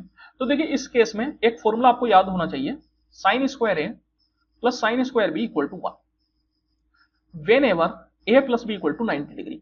अगर A प्लस बी 90 डिग्री है तो sin² A plus sin² B ये 1 होएगा। यहां पे आप देखिए 15 + 75, ये आपके पास 90 होता है मिला के, डेट मीन्स की sine square 15 plus sine square 75, ये आ गया 1 के बराबर। फिर मैं बात करूं तो 25 प्लस 65, ये भी मिला के 90 होता है, तो sine square 25 plus sine square 65, ये भी आ गया 1। फिर अगर मैं बात करूं तो 35 प्लस 55, ये भी मिला के 90 होता है, तो ये भी आपके पास आ गया 1। और साइन 45 इसकी वैल्यू आप जानते हो 1/√2, तो 1/√2 का स्क्वायर कितना हो गया, हाफ। तो ये हो गया अपने पास 3 प्लस हाफ, दैट इज 7/2।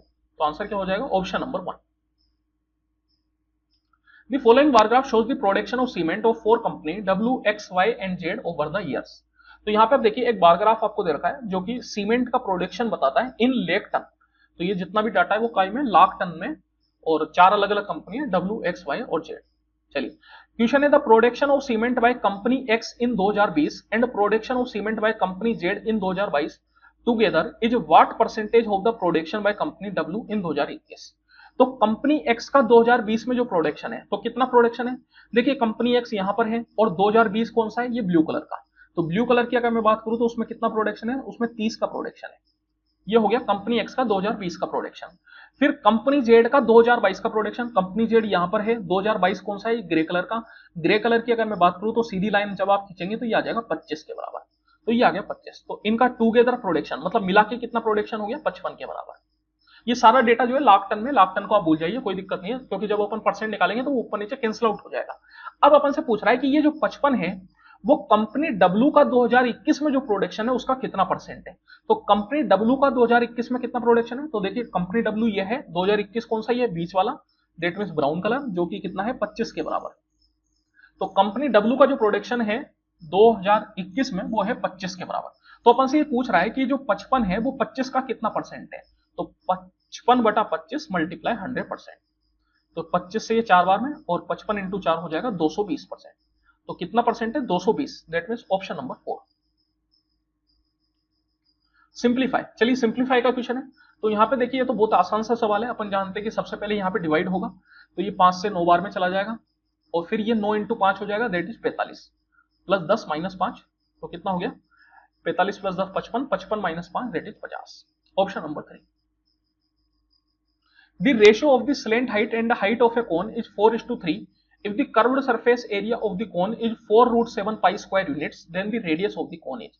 तो देखिए स्लेंट हाइट और हाइट का जो रेशियो है वो आपको दे रखा है 4:3, और कर्व्ड सरफेस एरिया आपको दे रखा है कोन का।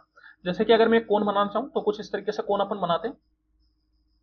ये होगी अपनी हाइट, और ये होगी अपनी रेडियस, और ये हो गई अपनी slant height, height radius slant height, ठीक है। तो यहाँ पे अपन को स्लेंट हाइट और हाइट का रेशियो दे रखा है। स्लेंट हाइट कितनी है 4 यूनिट, और हाइट कितनी है, तो हाइट अपने पास है 3 यूनिट। तो अगर मैं बात करूं तो जैसे मैं स्लेंट हाइट को मान लेता हूं 4x और हाइट को मैं मान लेता हूं 3x, तो रेडियस कितनी हो जाएगी, तो रेडियस अपन यहाँ पे पाइथागोरस थ्योरम लगा सकते हैं, बिकॉज अपन जानते हैं 90 डिग्री का एंगल बनाता है। तो रेडियस इक्वल टू हो जाएगी 4x का होल स्क्वायर माइनस 3x का होल स्क्वायर। तो ये कितना हो जाएगा, 4 का स्क्वायर 16, 3 का स्क्वायर 9, 16 माइनस 9 7, दैट मीन्स की ये हो जाएगा √7x, ठीक है। रेडियस कितनी हो गई √7x। अब यहां पे आप देखिए कर्व्ड सरफेस एरिया कौन का आपको दे रखा है, कर्व्ड सरफेस एरिया क्या होता है पाई आर एल, तो ये आपको दे दिया 4√7 पाई।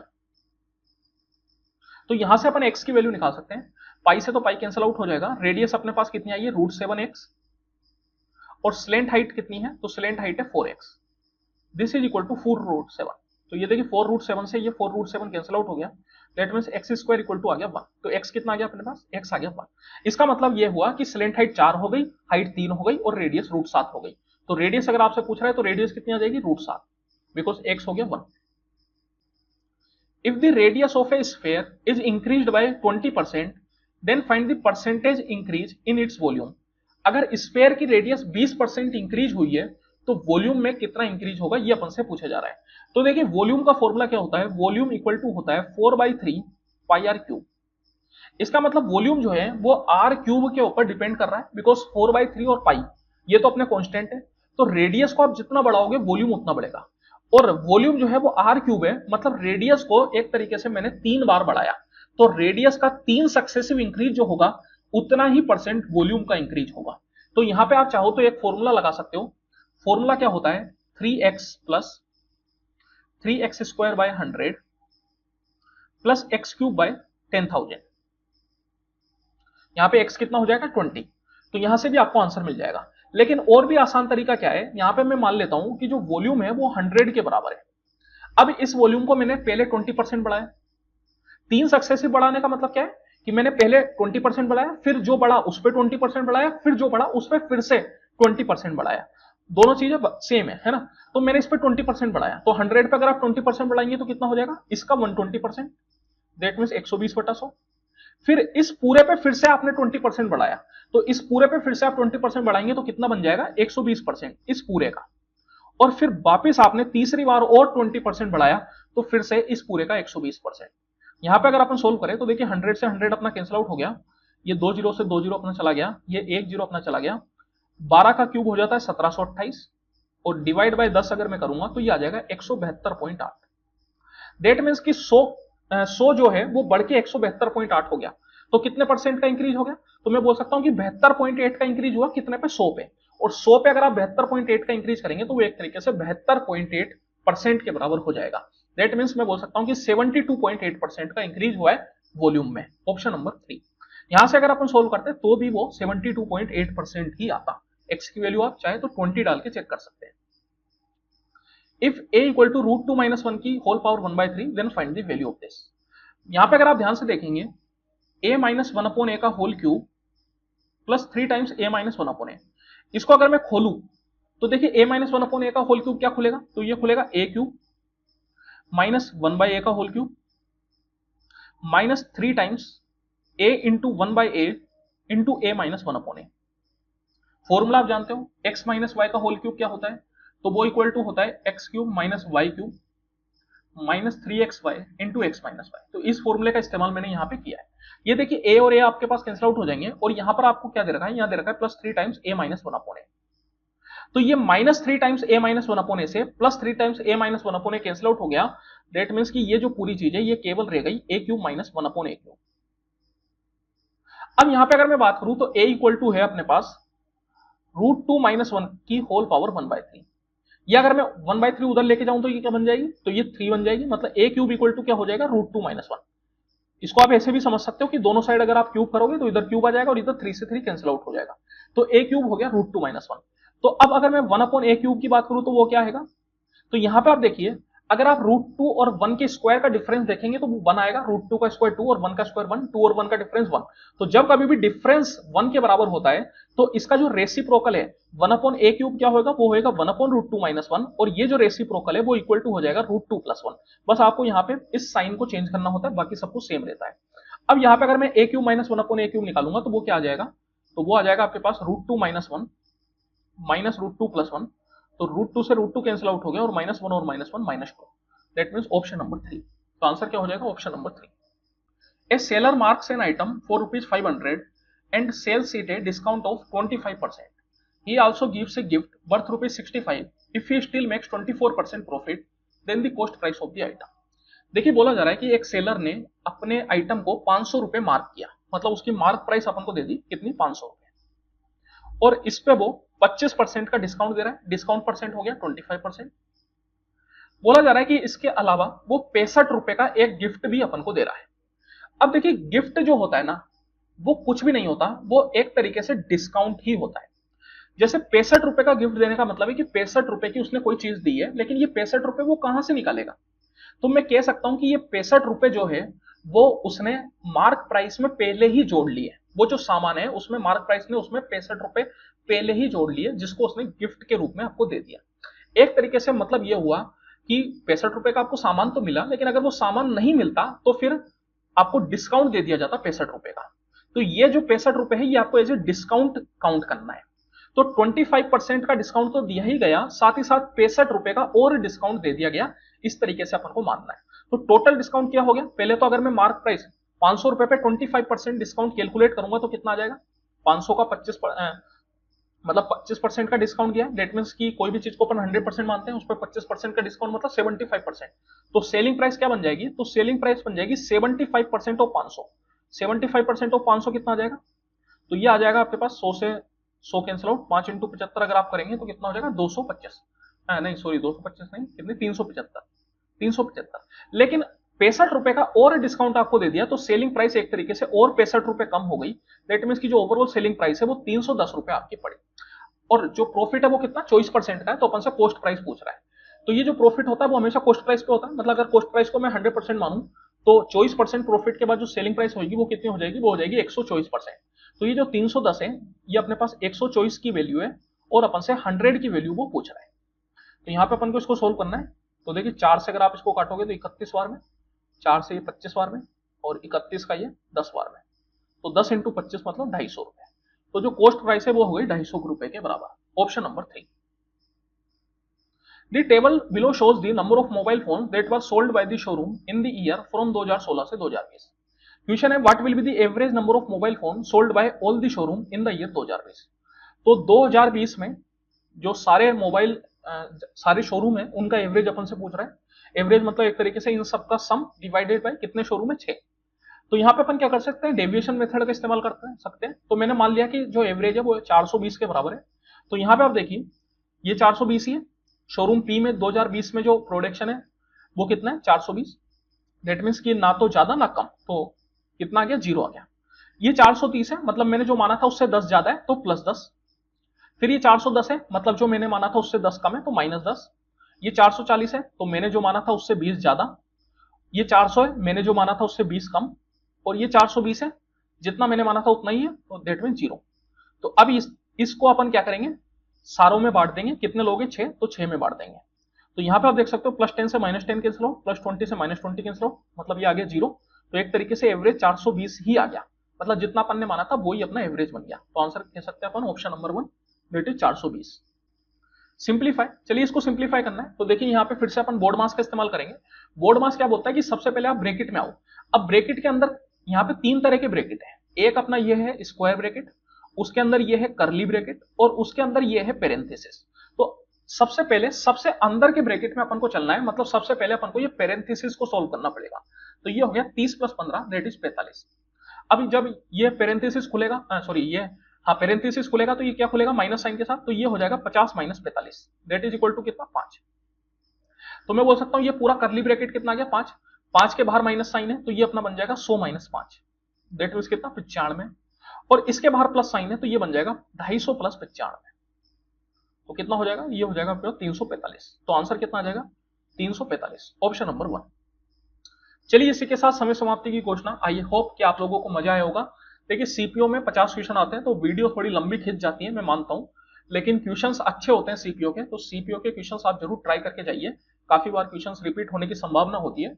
बस ये सीपीओ में एक तो आपके पास सिंप्लीफिकेशन के क्वेश्चन काफी ज्यादा आते हैं, और दूसरे जो है डाटा इंटरप्रिटेशन के भी क्वेश्चन काफी ज्यादा आते हैं। ये दोनों सीपीओ काफी ज्यादा पूछता है। लेकिन ठीक है चलिए, अब अपन उसमें कुछ कर नहीं सकते। इसी के साथ अपनी ये वाली सीरीज भी समाप्त होती है। इसकी जो लिंक है वो आपको डिस्क्रिप्शन में भी मिल जाएगी, और शुरुआत में मैंने आई बटन में भी डाली थी, तो वहां पर भी आप देख सकते हैं। पूरी सीरीज को आप देख सकते हैं, बढ़िया सीरीज है, और क्वेश्चन आप ट्राई कर सकते हैं। चलिए फिर मिलते हैं अपन अगली वीडियो में, तब तक के लिए बहुत बहुत धन्यवाद।